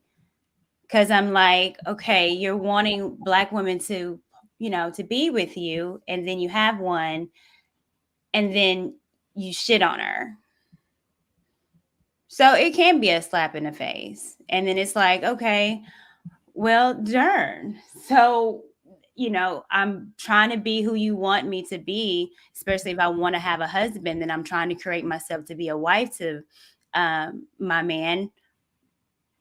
But then when I do, I get treated as if I told you that you ain't shit. So then it's like, well, what is it that you want from me? Yeah, good point. Platinum, you running out, baby. No, I'm not gonna tell her that. That's rude. Don't do that. That's not cool, Plat. Oh, I'm not worried about that. I know who I am. Yeah. I know who I am. So there's not a troll in this world that's going to keep me and take me off my square. So I'm all right. Come on, Flat. Shout out Respect to the panel. Andrew. Come on. You Yeah, know that ain't that how we like rock over here. Respect the panel. And that's just a reminder to everybody. You guys can have dissenting opinions and disagree with us. Just do it respectfully. Like, no berating the panel. We ain't doing that. Come on. yeah. Shout out to Andrew Wilkins. He says, I don't see most Black men are angry with Black women. They just accepted the fact that most Black women are stubborn and won't change at all. Similar to having a bad child.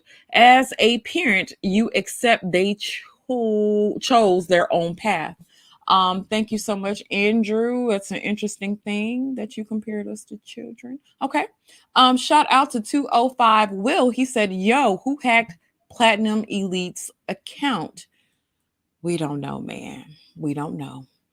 Shout out to Ryan. He says it could also be that Black women's privilege within the Black community may be threatened when another race of woman is brought in. Interesting point, Ryan. I do want to address that at some point. Shout out to Kenny Conjo. Kenny, where have you been? Haven't seen you in a minute. Shout out to you. He says Sunday greetings, Sister George, Concrete Rose, Jessica X, and the guests just stopping through. Y'all keep us in thoughts.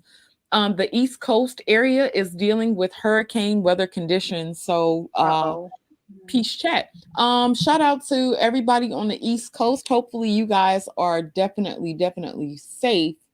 Y'all be careful out there because hurricane season is no joke. So Jessica, do you have a response for my question about the sense of protection diminishing when you hear Black men uplifting or promoting other cultures of women around you? No, not for me. I don't feel, maybe because of my background, it's not a big deal to me.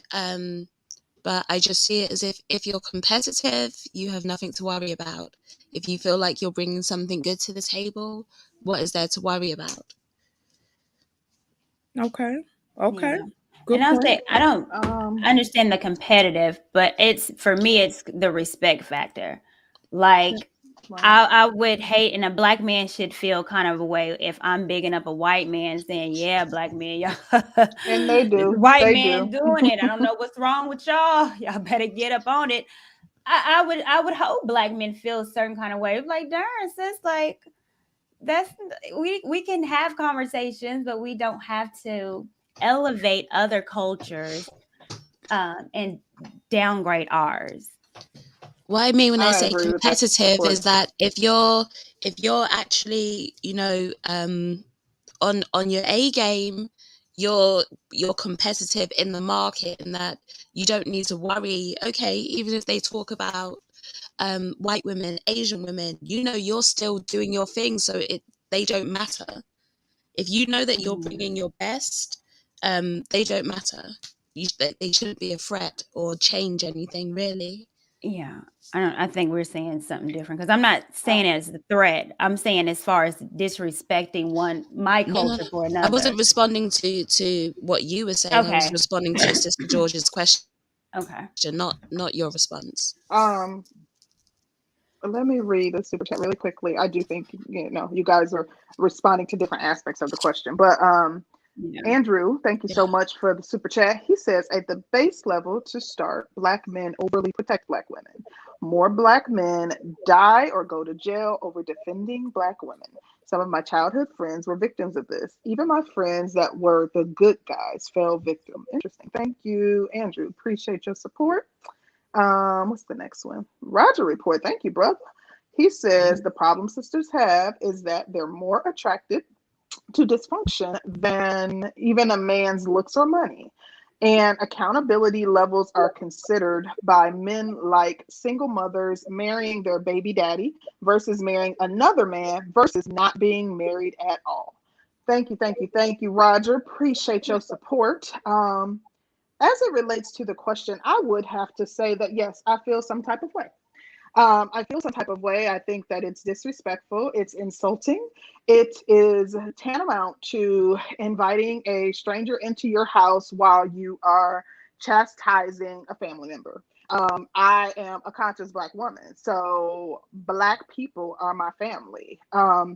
Black people throughout the diaspora are my family, but I view them more as like an extended part of my family, whereas African Americans are my close family. So I absolutely feel some type of way. I guess when the way that you phrase the question, when we're talking about like a panel, I don't know, especially because I've been in this space for years.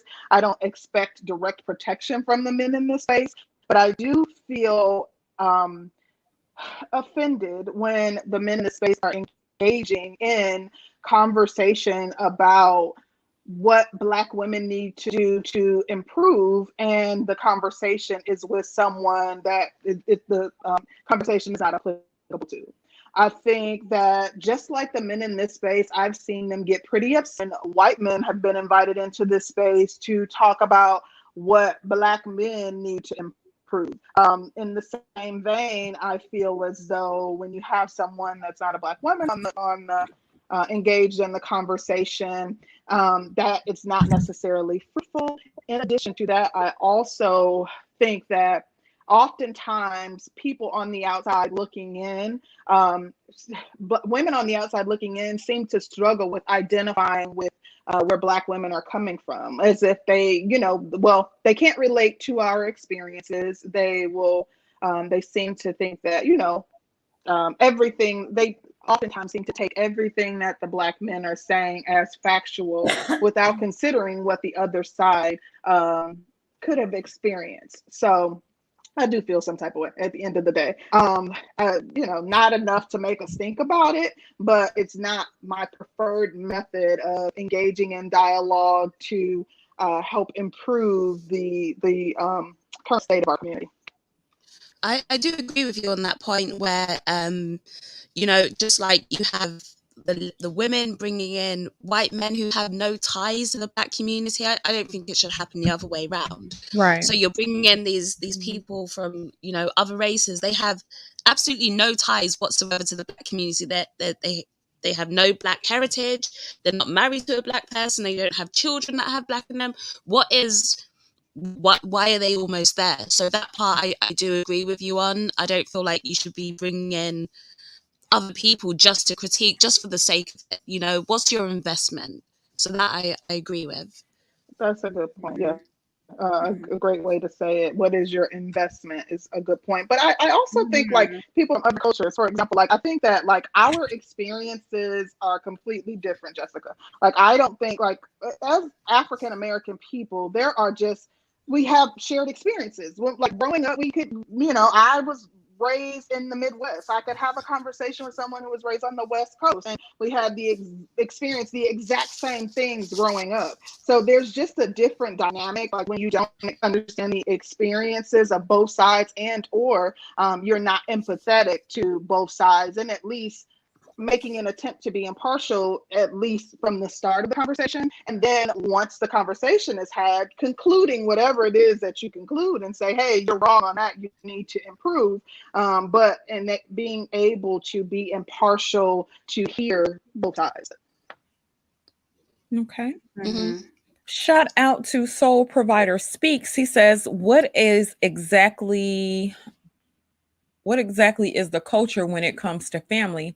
Anytime I ask, I only hear answers that go to entertainment.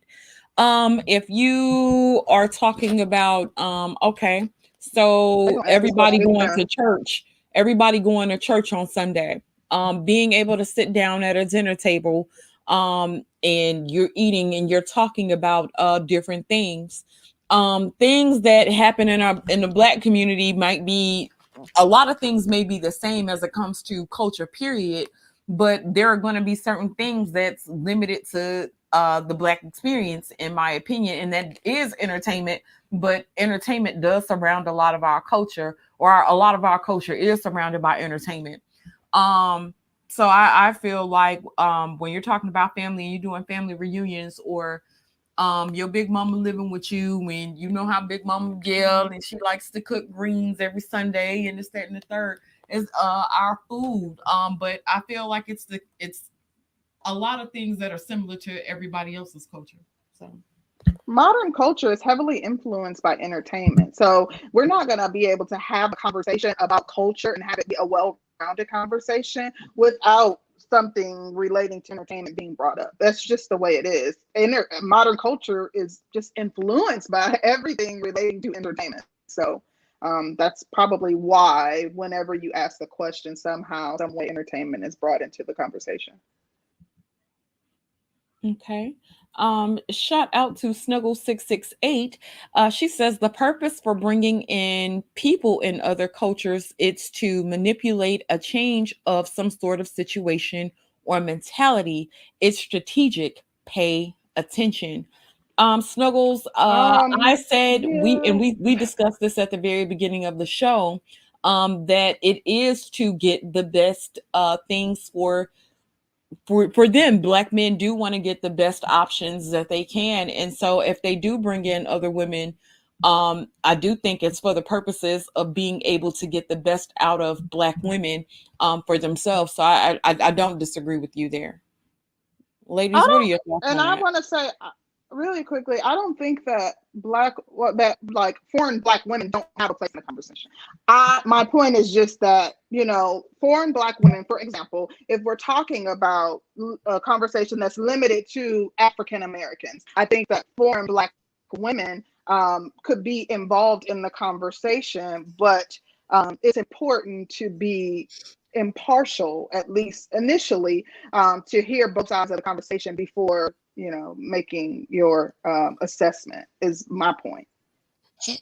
Here's one thing I'd say concrete, because I see AC in the chat and a lot of people say these are AJO's problems, these are AJO's topics, these are AJO's issues, but these aren't just AJO. So I think a lot of people are looking at it through their little box or their little lens, and they can't see outside of their own little bubble.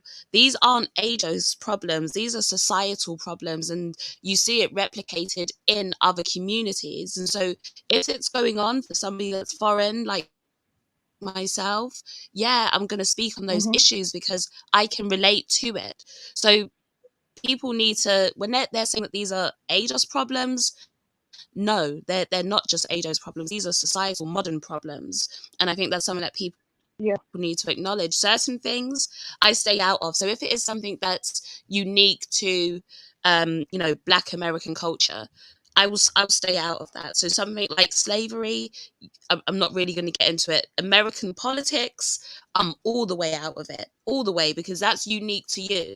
But a lot of these things that we're discussing here are not unique to AJO's people or to African Americans. I agree with that. I pointed that out a while back. I'm not talking specifically about the discussion that we're having right now, I pointed that out earlier, that, ratchetry is happening throughout the globe, that it's not just African American women. So I completely understand this is not an ADOS issue, but I'm talking about when the focus of the conversation is specifically about African Americans. Yes. Shout out to Andrew Wilkins. Any Black women here ever cared how non-Black men view Black women? Many of my white and Hispanic homies told me they see Black women as violent, disrespectful to men, and ratchet. Some of these guys thought about dating Black women, but were cautious. To be I don't honest, like care I said, nothing about what they do. I do think that a lot of you guys do a lot of cock blocking on Black women and Black women's image. I also don't think that a lot of good, quote unquote, good Black women are promoted the same way ratchet Black women are promoted. So there is a thing, but we do the same things to you guys on the opposite side, to where we say a lot of derogatory things about Black men. And we are trying to discourage other races of women from dealing with you guys too. So I do see a lot, and we see the same thing from white women who say derogatory things about Black men. Yeah. A lot of those things have been said before. So, I think there's mess on both sides with that. Yeah. What do you think, Courtney? Yeah, I agree. And as he's talking about, they see Black women as violent. The most violent man that white people would say would be the Black man. I don't have to worry about someone clutching their purse when I get on the elevator, but I'm sure Black men do. Black men get pulled over majority of the time, because the police see them as a threat. So I would say that it's actually Black men's image that's always been perpetuated as violent, not necessarily the Black woman. I mean, you might see it on World Star, but as far as in society throughout America, Black men has always been portrayed as violent and as thugs. Yeah. Why you think Trayvon Martin, what that happened? Because he had on a hoodie looking like a thug. Right. Look at Tamir Rice, a baby. Yeah. Right. Black men has the violent thing. So again, I don't know what's going on, why he doesn't want to take any kind of accountability of any kind of image of the Black man as well. But no, the Black man has always been looked at as violent. I think there is that perception of Black men as being violent, and that's definitely portrayed through the media, but it doesn't take away from that being on the women as well. So we can't say that because men are portrayed in a certain way that it takes away from women's portrayal, because the women are still portrayed as violent too. And I think even as a woman, it's even worse of an image. And so there's definitely a problem there if the world is seeing a certain representation of you. I don't think we can look away from that and just say, well, it's for the men too. Well, the whole thing to me is if you're not doing really good promotion of good, decent people on both sides, and then you're looking to that other side to receive validation and to tell you what's good, and everybody is thinking that we're bad. I think one of the biggest problems that I see is that we seek out validation of others anyway, who don't have the same culture or experiences. So I see an issue in that aspect. And then, like I said, to me, I think it's the same on both sides. If we're running around saying that Black men aren't shit and Black men are criminals and they're fucked up and this, that, and the third, that still is a reflection of who we are as people. And to me, it's the same way with Black men. Black men, people don't look at Black men and separate other cultures don't look at Black people and separate the cultures and say that, well, Black women are different from Black men. The majority of people see us as the same thing. So I always find that to be interesting. Like we're seen as the same thing. You're not going to be able to get away from Black women and say, well, I'm not like those Black people. Because you could sit there and say that shit all you want to, but people are going to see what they want to see and act accordingly. In my opinion, I that's how I see it. I'm going to read the super chat. Shout out to AC Star Radio. He says the critiques are coming from non-ADOS Black women, and I'm confused to why they care. They don't belong to our culture or group, or so what's the point of the ... Thank you so much, AC Star. Shout out to Black Wizard. He says, family culture, boys, passive, keep out of trouble, don't challenge your mother, and do what I tell you. Girls, aggressive, watch out for boys, stay on your grind, fend for yourself. That doesn't promote working together. What's funny about that, though, Black Wizard, is black men, the lessons that you're talking about are coming from the Yeah. same black men who are against it when these girls grow up and become those women. This stuff was preached by, I no, don't get me wrong, I did hear those things from my mom. I did, but my mom also told me to keep out of trouble, and I don't get to challenge her. I just need to do what I'm told. But I was also told to watch out for boys and get my own money and to learn how to fend for myself. That was taught on both sides, but you know, when men teach feminism, I don't think that guys are accountable or men are actually accountable for that, because you'll hear from your dad probably before you hear from anybody else within your household. So that's interesting. Shout out to Snuggle668. She says, beautiful women on the panel. I would like to see each of you promote the beauty of what Black women have to offer, continuously lead the way. I think we do that. I think we are excellent representations of that. Shout out to Platinum Elite. He says, no foreign women of standing choose Black That's men before buzzing. white men.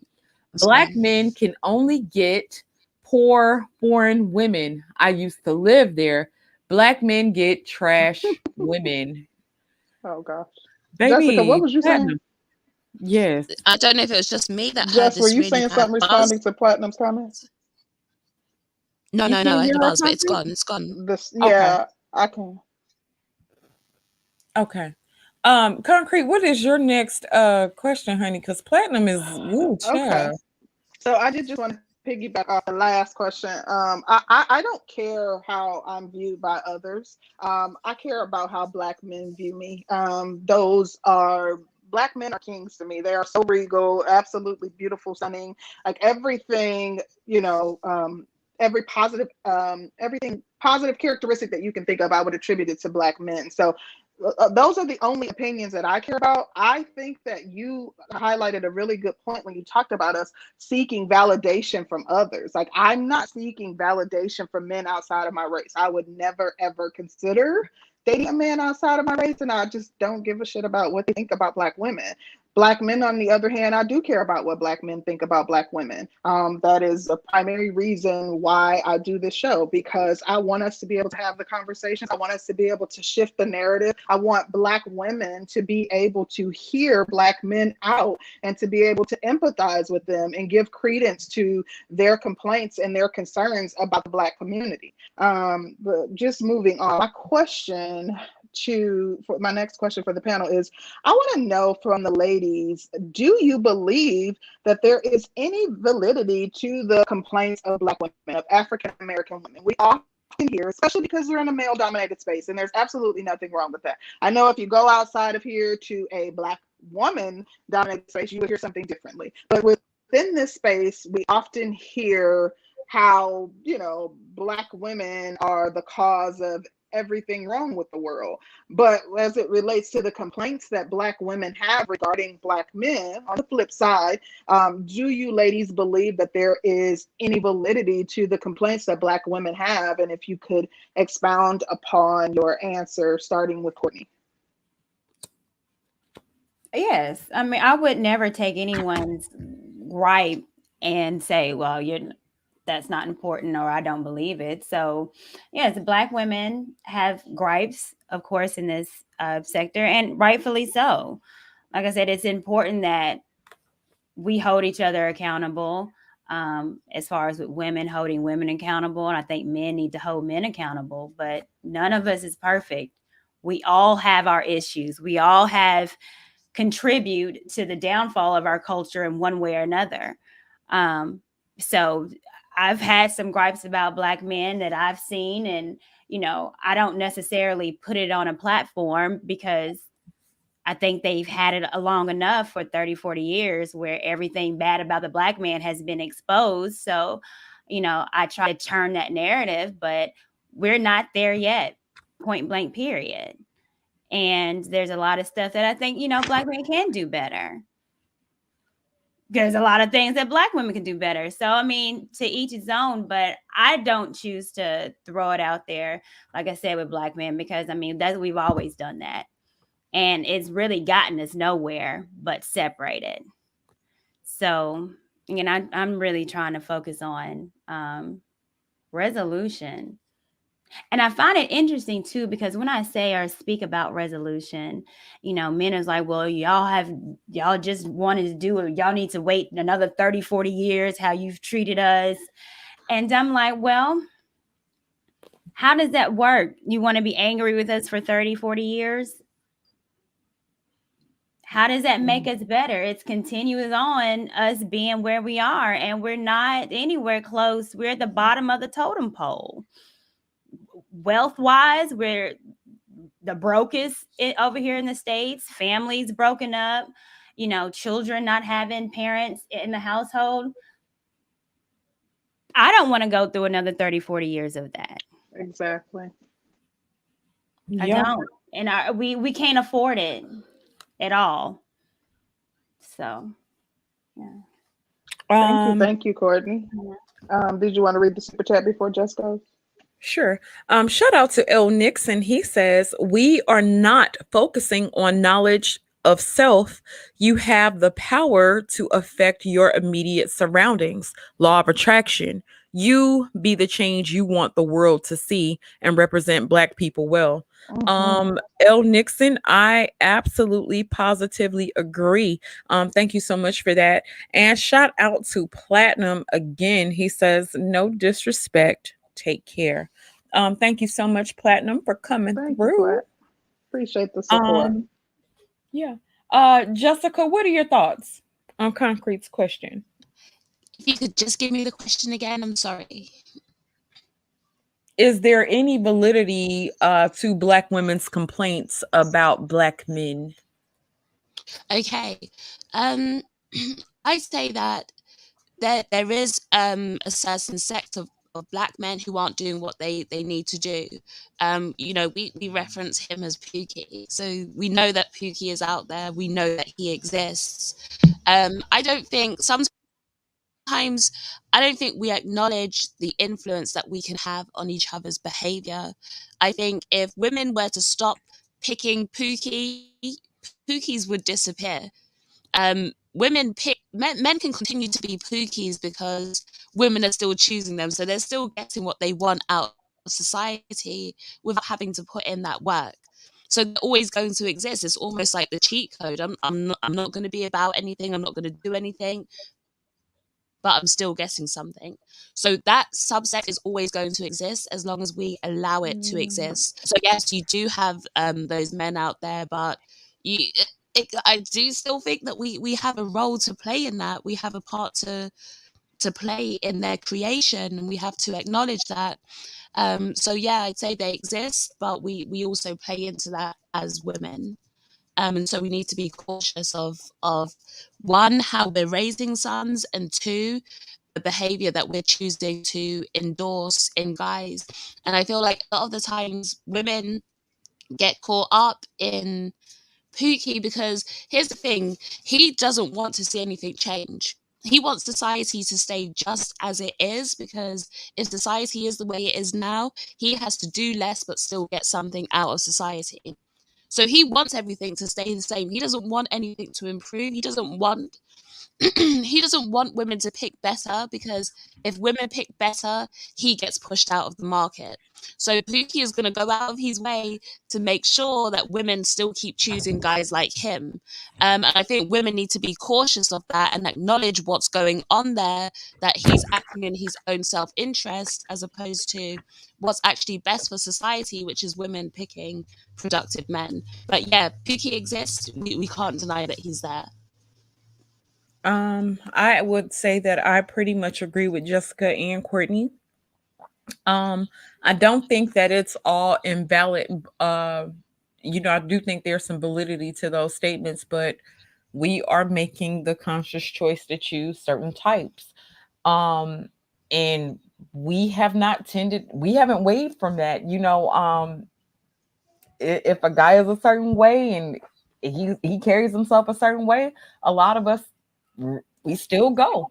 So I think there's a absolute validity in it. But if we're still making the choices, if we're still going back to the same thing that we're putting down, then what good is it? Doesn't make us. We're still fucking with them. So that's kind of how I see it. Shout out to Eugene Let Steele. He me. says both men and women have God defined roles in relationships. And unfortunately, there are Black men and Black women who are not willing to embrace those roles. Eugene Steele, a lot of us don't believe in God anymore, or a higher power anymore. So it's hard to bring religious aspects or even defined roles, because when you go back to roles that are really defined and what those roles were intended for, I do think that you'd have to go back to certain religious aspects and what people said those roles were from the beginning. But we're getting further away from religion and spirituality nowadays. So when you're getting away from it, then you're going to be able to define those roles however you want. And yeah. I was trying to come off mute for some reason. Y'all couldn't hear me or whatever, but I wanted to piggyback on what Jessica was saying just quickly and ask about the delineation. Like, why is there a delineation when it comes to Black men and there's never a delineation when it comes to Black women? It's Black women as a whole, but then it's, just Pookie, which the women who have complaints, they're not just relegated to Pookies. Like, there are complaints about all men. There are men who would be categorized in the educated lane because for whatever reason, there's these two categories of Pookie and Ray Ray and educated lane, as if, all men would fit into one or the other. But the complaints that women are making are not just relegated to lowlights. And I just want to know, like, why there's always a delineation for Black men, but never a delineation for Black women, because I know even Courtney was highlighting earlier, like, not all Black women are the same. I have never in my life acted anything like Shakari acts. I do not engage in ratchet behavior. That's just not me. I mean, if for those women who like and enjoy that, more power to you, but I've never behaved like that. But I just want to know why there's a delineation for Black men, but not Black women. Mm-hmm. So personally, you're never going to hear me say all Black women. It's not something I'm going to say. Not all Black women, not all women in general. It's not something you're going to hear come out of my mouth. But if we're talking about generalizing overall, you tend to have more women who are fitting a certain stereotype. And like I say, we always back it up with statistics and everything, but you have more women who are fitting a certain stereotype than you do men who are fitting a certain stereotype. So Pookie is the minority. He's a minority, but people like to make him out to be the general rule or the majority when he's not. The fact is, Keisha is basically the general woman. She's the general rule when it comes to How Black though? Like, what culture. statistics support that? When we look at the single motherhood rate, when we Which look at who 40% of women, Black women don't have children. And Pookie and Ray Ray don't right, necessarily have to have a child. I know thugs who don't have so kids. 60% of women do. So that's the average, the general, right? And then when you go into that, 60% of that 60% have multiple children by multiple men. So we are getting into general rules here. When we're talking about women who have children, generally those women have children by multiple men, right? You So can't is deny that that. the only standard for being a Keisha? Like, you have to have A baby children, mama. be a single mother? No. It shows that you're making certain choices. And even as I say this for myself, I'm not the person that's going to say all single mothers are horrible, all single mothers are done. Listen, we're all adults. We can all say sometimes things genuinely just don't work out. They don't. So I'm not taking that stance. But when we're looking into what women are complaining about in relationships, okay, one, we have the domestic violence thing, right? When you actually go and look into the statistics and you see who is committing that domestic violence, it's a certain type of Black man, and the majority of them are earning between $0 and $12,000 a year. They're picking a certain type of guy. and then complaining about the outcome. So they're making certain choices. So what I'm saying is, when you're looking at what women are complaining about, they're complaining about being single mothers, but the majority of women who have kids, because it's 60%, that's the majority of women who have kids are choosing to have them with multiple men. So the first time, that this is why I'm not like this hard fast rule. The first time, listen, you go into it with the best of intentions, it doesn't work out, you made a mistake, cool. But then you go ahead and you do it again. That's when I'm like, okay, now you need to start fixing up your behavior. One time I can see it. When you start making that a pattern, it's telling me that something's going on with the way that you're picking. There's something wrong with your picker. And that's what a No, lot of I women don't want respect to acknowledge.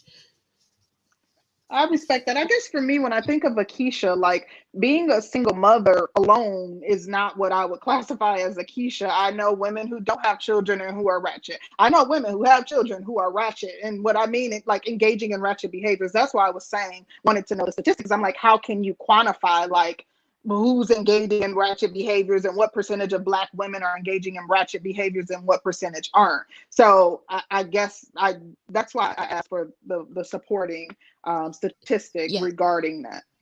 Ratchet is a stereotype, it's an attitude. We can't define attitude necessarily by statistics. It's something So that's how do very we? hard to pin down with statistics, but we can pin it down with certain behaviors. So that's when you start getting into dating choices. That's when you start getting into relationship choices, and you start to see it reflected there. So we can back those parts up with statistics. But when it comes just down to your general, I don't know, if you want to go to a stereotype, super long fake eyelashes, the 10-inch nails, the blue weave. We can't Yeah, because pin that down Keisha with is based on a statistics. stereotype, just as Pookie. Pookie is a thug.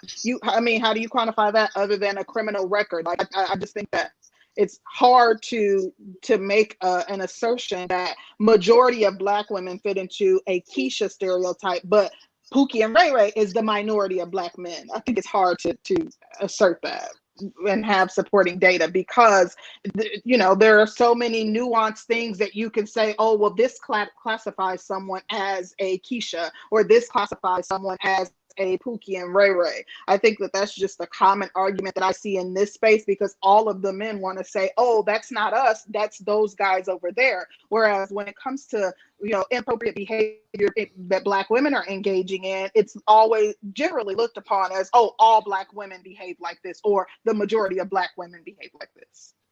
Okay, but you can take it back to what you just said within your example there. Something that people would use to define a Pookie, a guy that has a violent criminal history. We have stats for that. Something that men would use to Right. describe a Keisha, multiple kids by multiple men. We have stats for that. So with Yeah, but certain the parts stats are not the majority of if those you say that, personas, and there are other things. the Go ahead. stats, no, the stats of women who have children, the majority of women who have children do have multiple kids by multiple men. Yeah, but that's 60% a of women with children percentage have. of women who have. Yeah, I that's a ain't gonna say percentage that. of the women who have kids. So let's say if we're doing it percentage wise, let's take away the 40% of that 60% who don't have children. And then that means that most of the women have one child or children by one person, and they would not fit into the stereotype. No, it means that most of the women have more than one child by more than one guy. Now, you can say overall, if you want to look at women who don't have children included, then most women don't have more than one kid by more than one man. But if we're looking at it, and that's why you And have that to would be keep the it, because majority. we're keeping childless women out of it. That's why if you listen clearly to what I said, of the women who actually have children, the majority of them have kids by multiple men. Right, but your original argument was that the majority of women would be fit into the Keisha stereotype. So then, when we further drill down into the argument, you said, or a woman who has multiple children by multiple men, which is why I said let's deduct the women who don't have multiple children by multiple men, and that would be the majority. All right, but concrete. Here's what I'm saying.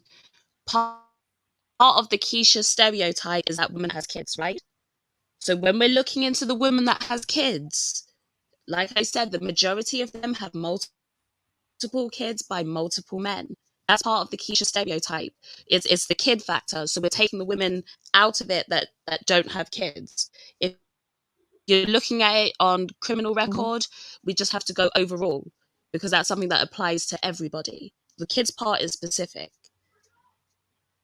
No, I If understand we're what you're looking saying. overall at you Right. can take it back to the domestic violence thing, something else that women complain about.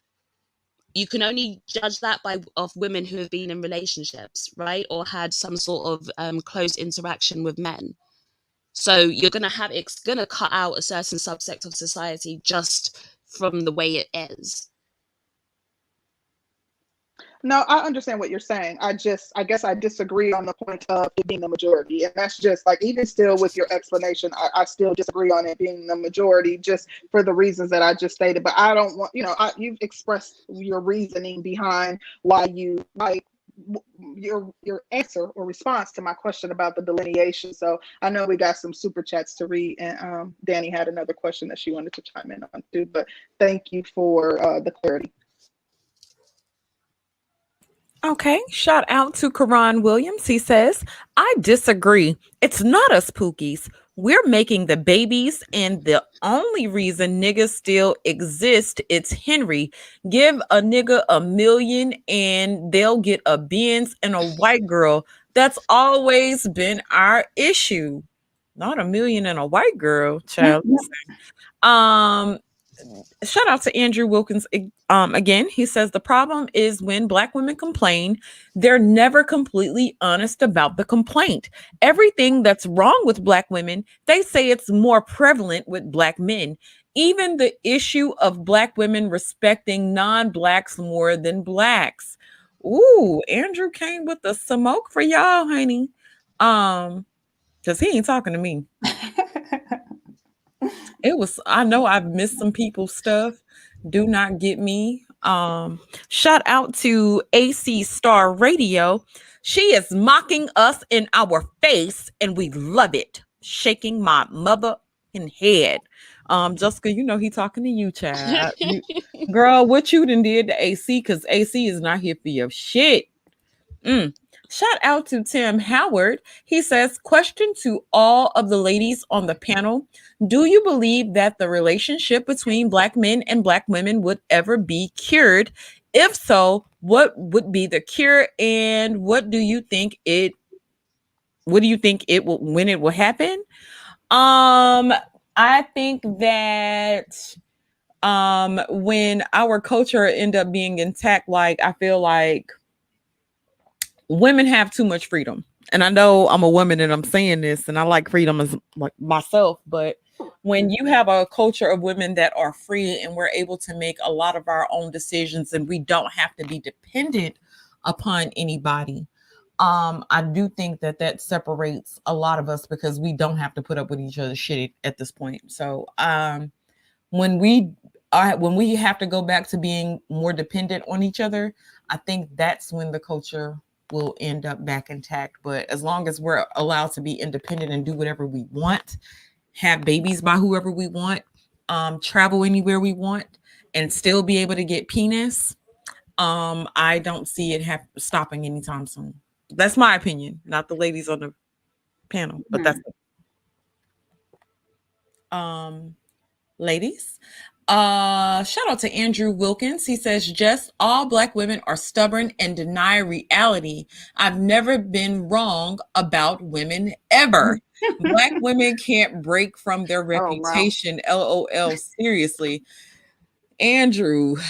Damn, Andrew. Girl, now, Courtney, I don't know if you know this, but Andrew comes through in super chats, and Andrew hangs around the ghetto and does like an assessment, and he comes back and he relates it to okay. Well, he's never wrong, so I want him to give me he need to give me the number so I can go on a hit for this weekend, because he's never wrong. Not the numbers, girl. Yes, honey, we need those numbers. Yes, he's never wrong. Never ever wrong. But yeah, everybody hit the like button, because I think we're like at almost 140, and I would just love for us to get to at least 140. So go and hit the like button. It's 200 over 200 people in this chat. Hit the like button. We ain't gonna bite soon. So let me get to my next question. And this is gonna be my final question. I want to know, how bad do you guys think that feminism has perversed our culture, and why are other women rushing to participate? And we'll start with Courtney. Yeah, feminism single-handedly destroyed the Black family.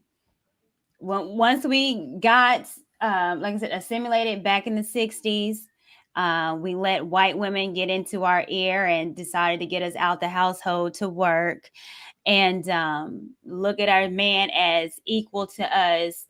That single-handedly, for me, I believe, started the destruction of the Black family. And while a lot of us are not seeing that, and especially with modern women that are still having these feminist ideas, why they don't see that, we are still progressively getting worse. And why are we not looking into our elders instead of other countries? Look at our elders that did it right, that got it right, Big Mama and them. Why aren't we not looking to them to revert back to where we were when we were married at an 80% rate? I don't know. I don't know why we're dismissing our elders. I don't understand why we're not even adding our elders to these conversations. Why are we not adding grandma and them that was married for 60, 70 years and figure out how they made it work? And that's what I'm saying. Let's look at us. We had it together before. This is something that we've not always been a messed up community. We were strong. Black women are beautiful. We were healthy, and looking back at that, why are we not using those examples?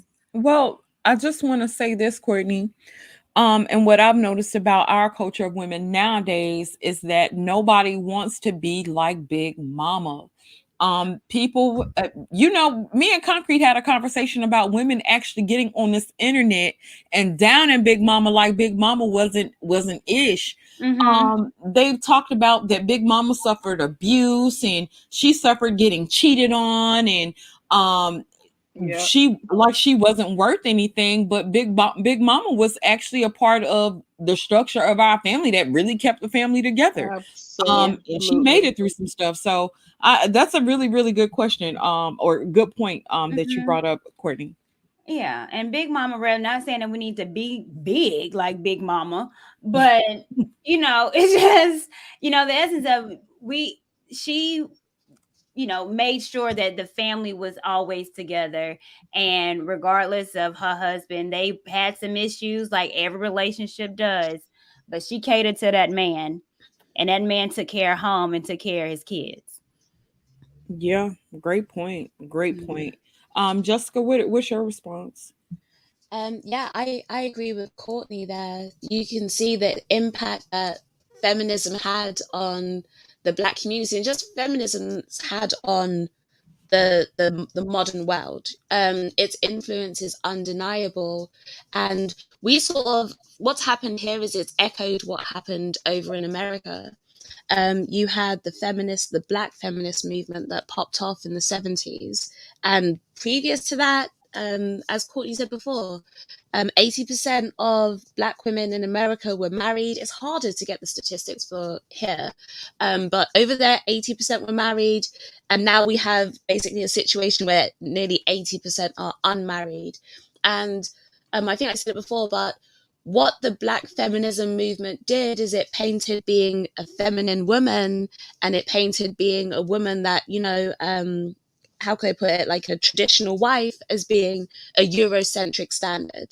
That was a Eurocentric standard. You're trying to be like the white man. You want us to be like white women. We're strong. We're more independent. We're not like them. We're different. And you saw, and that's where the strong, independent woman trope actually started from. You had women who were going out of their way to be seen as strong, to be seen as independent. It was the Black feminism movement that did that. And it's, I can do whatever a man can do.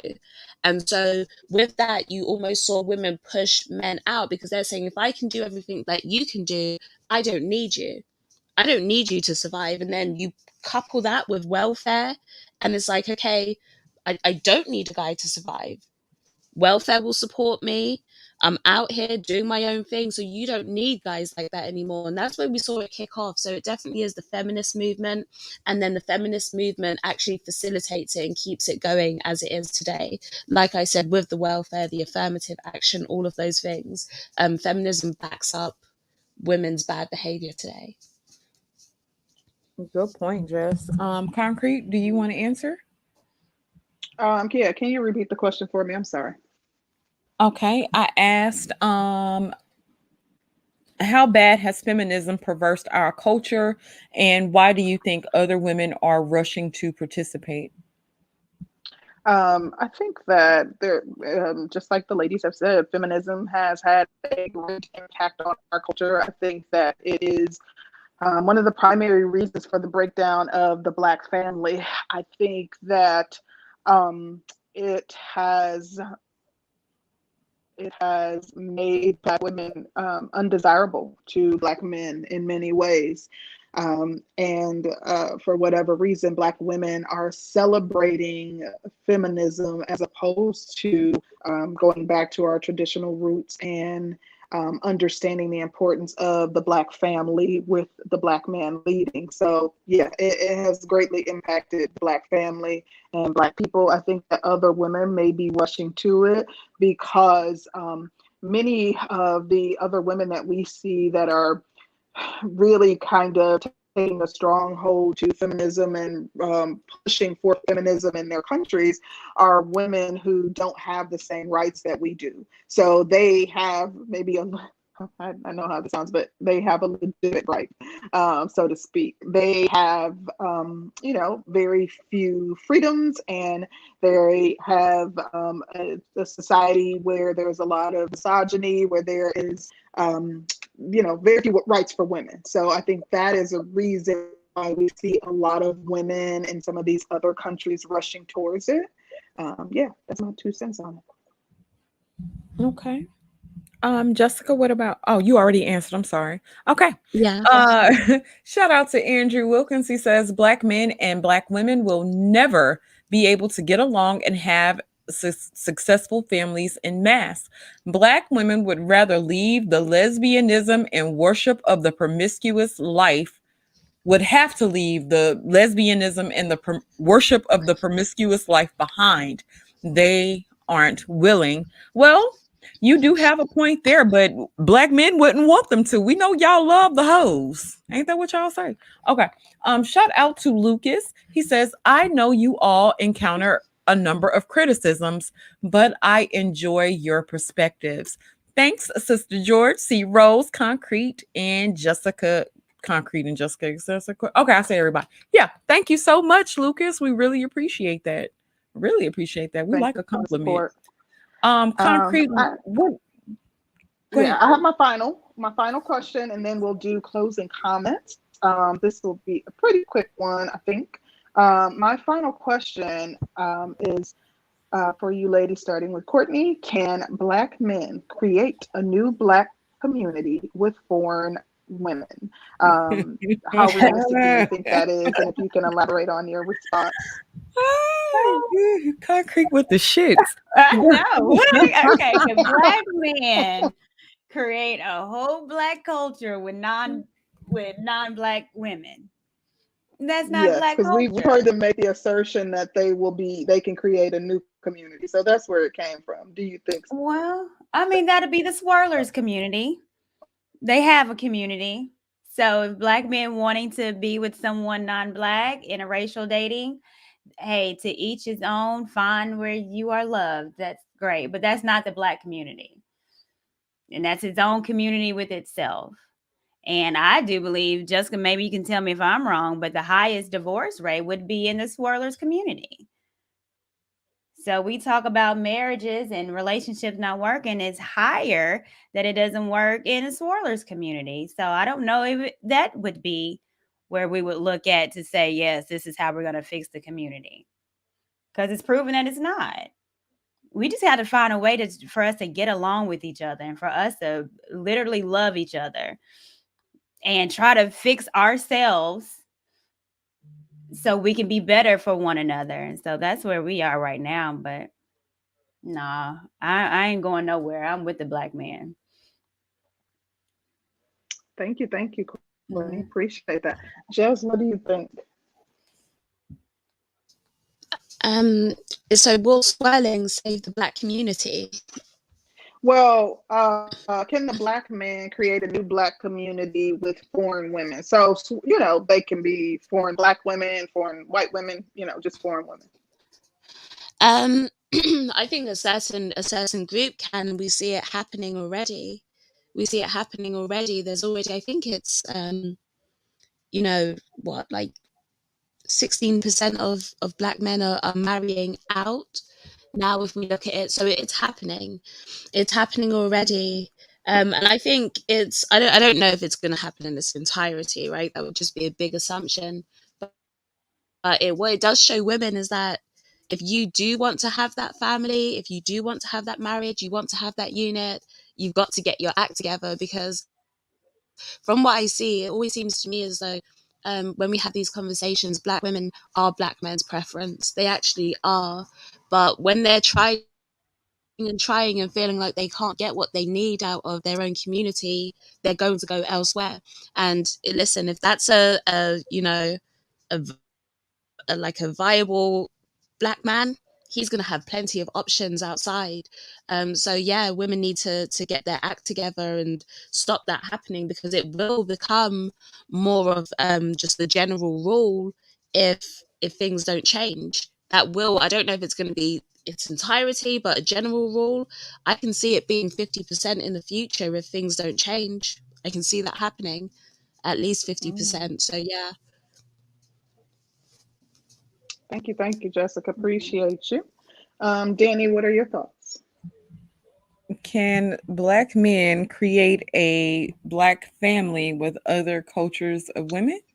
Can they create a new black community, like recreate the black community? You know how they're saying they'll let the current black community burn and find wives outside of the black community and recreate the black community.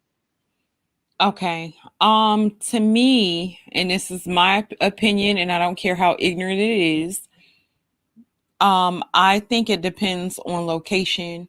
I don't think that black men will be allowed to come to other people's countries in droves and say that they're going to set up their own little Americas in droves. Now, I do think that they'll allow a few people over and they won't have any issues. But when it talks about in droves, like everybody's going to go pick up and move to Colombia, or they're going to move to Asia or somewhere like that. I don't think that that's going to be allowed. And it's because that other cultures of people see black culture as perverse. So I don't think they would allow that in droves. I think that if they are bringing other women over here, I do think that they would be able to build their own version of a black community. I do think that they could, but as it pertains to location, no, men are very territorial at some point, and they're not going to allow black men to come in and take over their countries. They can come, but they won't be allowed to just say, "Hey, this is what we're going to do in your country." I think they can get away with it in the U.S., but not everywhere else, in my opinion. Well, Yeah. thank you. I would have Can I- to say, what you say, Jess? no, that was me. Go ahead. I'm Jessica? sorry. Oh, Courtney, go ahead, real quick. Well, I wanted to say something also because I totally agree. And I think that's a key factor that is missing too, with sometimes people are delusional with it. Because just because black men, even if they're wanting to date out, a lot of these countries are not going to allow their women to date black men or black women. A lot of these countries, if you date someone that's outside of your culture, uh, wealth is not going to be transferred. You looked at as disgusting. So I think a lot of people be forgetting that too. It's like, yeah, we talking about dating out, but we call our culture trash. What do you think other cultures are calling us? And Thank we you, forget Courtney. I about that. appreciate So, that. but, That is but go ahead. Sorry, I didn't mean to disrupt you. I'm sorry. no, you're good. That's a great point. Thank you for highlighting that.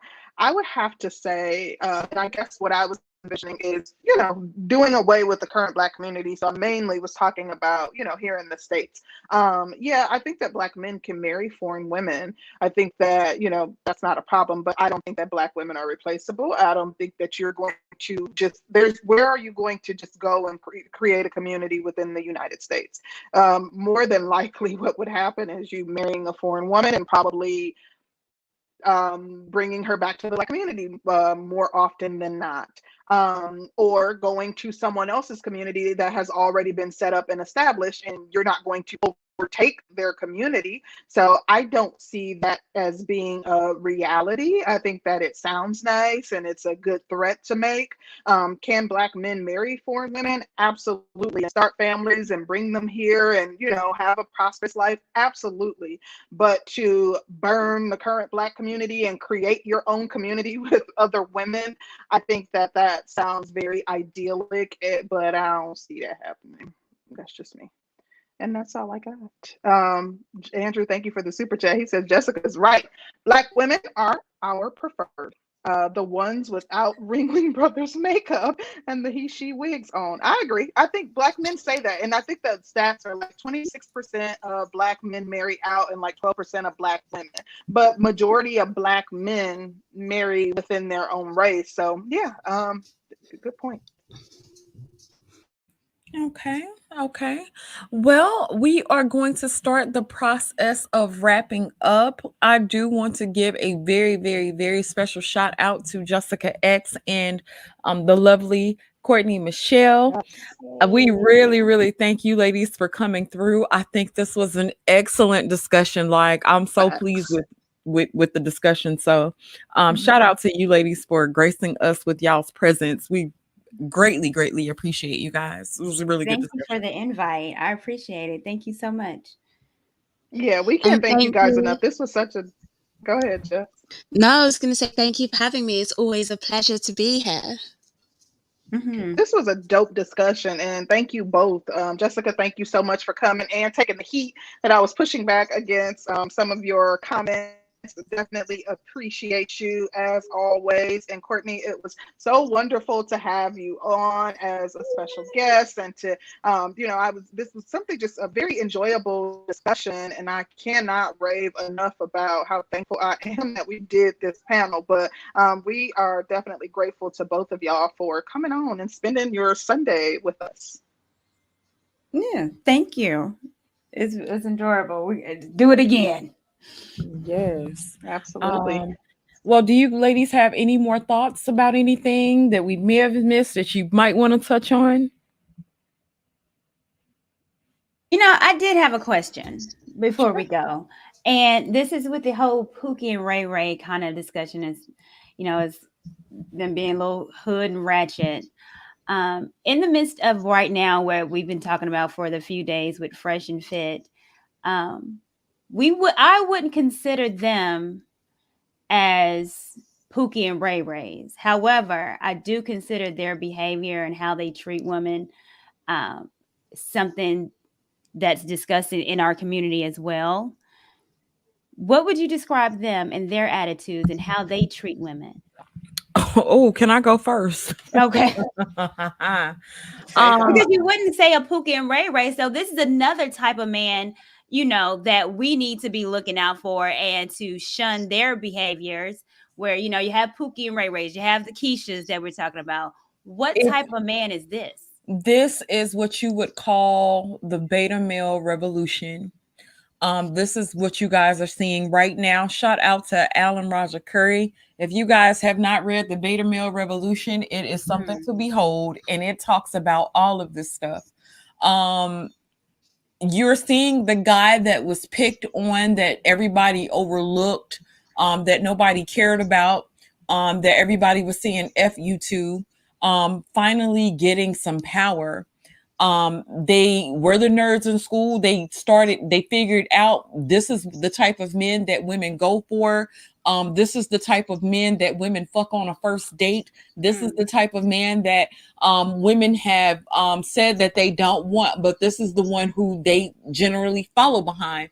And so when they've been able to take such an inventory and become somewhat like those dudes, this is the result of our own actions. I'll say this is the result of it because when they were talking about interracial dating, and I'll say like when interracial dating really, really became prevalent, not to say that it always wasn't prevalent, but when you started to really hear about black men going to white girls, this, that, and the third, and then you took an inventory of all the guys that you were like, ew, hell no, I wouldn't date him. Ew, look at his clothes. Ew, he doesn't even have a good haircut.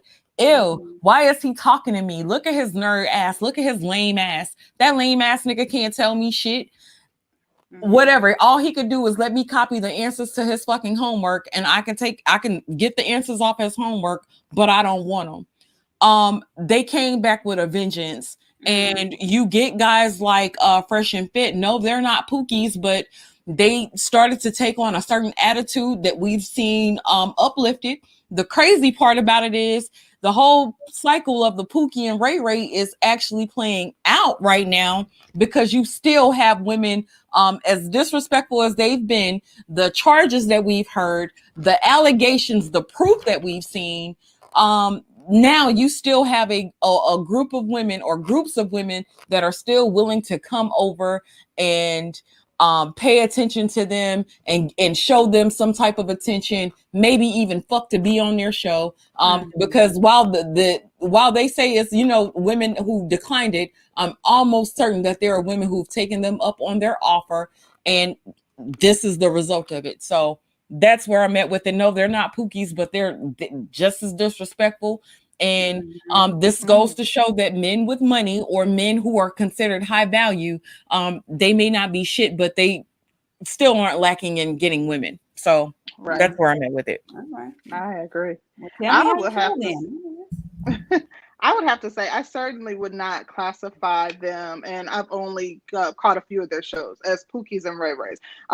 They seem arrogant. I would almost classify them as assholes in the way, but definitely not Pookies and Ray Rays. And that's my problem with people just making the distinction between, just saying it's either educated lames or Pookies and Ray Rays. My fiance is educated, but there's nothing about him that's lame, and he's also from Newark, so like he's from a place that would be considered hood and or street, but he is extremely refined, one of the most refined people that I've ever had the pleasure of engaging with. So I think that there is a myriad of different categories that we should be putting men in, but just two, I think that is kind of simplifying things too much. And I think that it's beneficial because men get to say, I'm not the bad guy because I'm not sagging my pants. Whereas I know men that are dogs, like, that are in France, like Hughes, and, I know men who are college educated and would still be seen as and very successful, have successful careers, and still be seen as a dog by women. And women would have valid complaints about these men who are, in high positions. Men in positions of power are typically considered asshole. They have asshole tendencies, and they know that they can get women. So they may be very crass with you, very assertive, and very straightforward, and tell you if you don't like it, you can get the hell on. That's why I have a problem with people just saying, oh, that's just Pookies and Ray Ray. So for me, I would not classify them as the Pookie and Ray Ray. Jessica, what are your thoughts? Are they Pookie and Ray Ray? I don't know if they're necessarily Pookies and Ray Rays. I think with the Fresh and Fit situation, I think it more just was too much too quickly. I think it was more just like a plain old ego trip, power trip. That's what I see it as. You see it all the time with people, especially, like I said, too much too quickly. Like they catapulted to this position, and So my voice is gone because I've been speaking for like 2 days straight, but it catapulted them to a certain position and they felt like they were untouchable. So I think it's more a situation of ego more than anything else, not necessarily Pookie or Ray Ray. I think it's something slightly different. Yeah. Okay. Okay. Well, Well, good thank you, stuff, ladies. Yeah, that was a Courtney, great that was question. yes, honey. Courtney, yeah, you did kind of answer your question too, but yeah, one day we're gonna have to do us like a view style show and go over some things that's been happening around the space. I think that would be really, really interesting. I would love to do that with you ladies. I really, really enjoyed this panel. I can't thank you Yeah. guys Yeah, enough. me too. I did Did you too. have anything else to add in closing, Courtney, and for you as well, Jessica? No, I think you all. I think Thank, you all are awesome. I just wanted to throw that out there. thank you, thank you. Mhm. Jess, you said, did you have anything to add? Nothing else to add. Nothing else. It's been a great discussion though.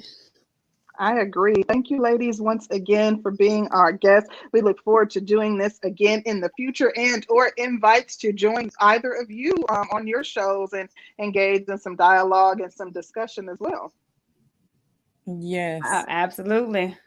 Okay, my Yes. mind's going right now. So yeah, I'll be hitting you guys up. All right, well, we will keep a lookout. And again, thank you, ladies, so much. Enjoy the rest of your day and happy Sunday once again. Yes, shout out to L. Nixon. He said, Courtney, much love. We appreciate all the super chats. Shout out to everybody who came through and supported us. This was dope. Shout out to everybody. Y'all were so interesting in the chat per usual. Y'all don't do nothing but keep up mess, and I love it. So That shout out part. to everybody over here. And you guys have a great start to your week. And we'll see you guys on Wednesday. Concrete. All right. Bye, guys. Bye, ladies. I echo everything that Danny just said. It was a super great show. I enjoyed it thoroughly. Just really, really good discussion. I guess my only thing that I want to say in closing is just that I guess my only sticking point that y'all would be like, oh, Concrete got triggered on was the point regarding most Black women being categorized as Keishas and the minority of Black men being categorized as Pookies and Ray Rays. I guess it's a matter of perspective. For me, when I think about Keisha, which is like a nickname or moniker given to someone who might be ratchet, I think ratchetry, and even if we say a woman who has multiple kids by multiple men, okay, and I think that typically it involves a type of behavior that we see, like loud, obnoxious, quote unquote ghetto, which I guess could be deemed as ratchet. So I guess for me, I don't think that most Black women act like that, but again, it's a matter of perspective. And aside from that, like I said, this was just a really, really, really dope discussion, and I'm thankful that the ladies were obliged us and came on and engaged with us because this was dope, and I can't wait to our next show. I know. Well, everybody have a great weekend, and please don't miss Wednesday. Y'all stay tuned. Stay tuned. That part. Okay. Don't miss nothing. Go on subscribe. Go on subscribe. Hit the like button. Subscribe. It's the breakdown, honey. You know how we do. So we'll see y'all Wednesday. Y'all be good. Peace.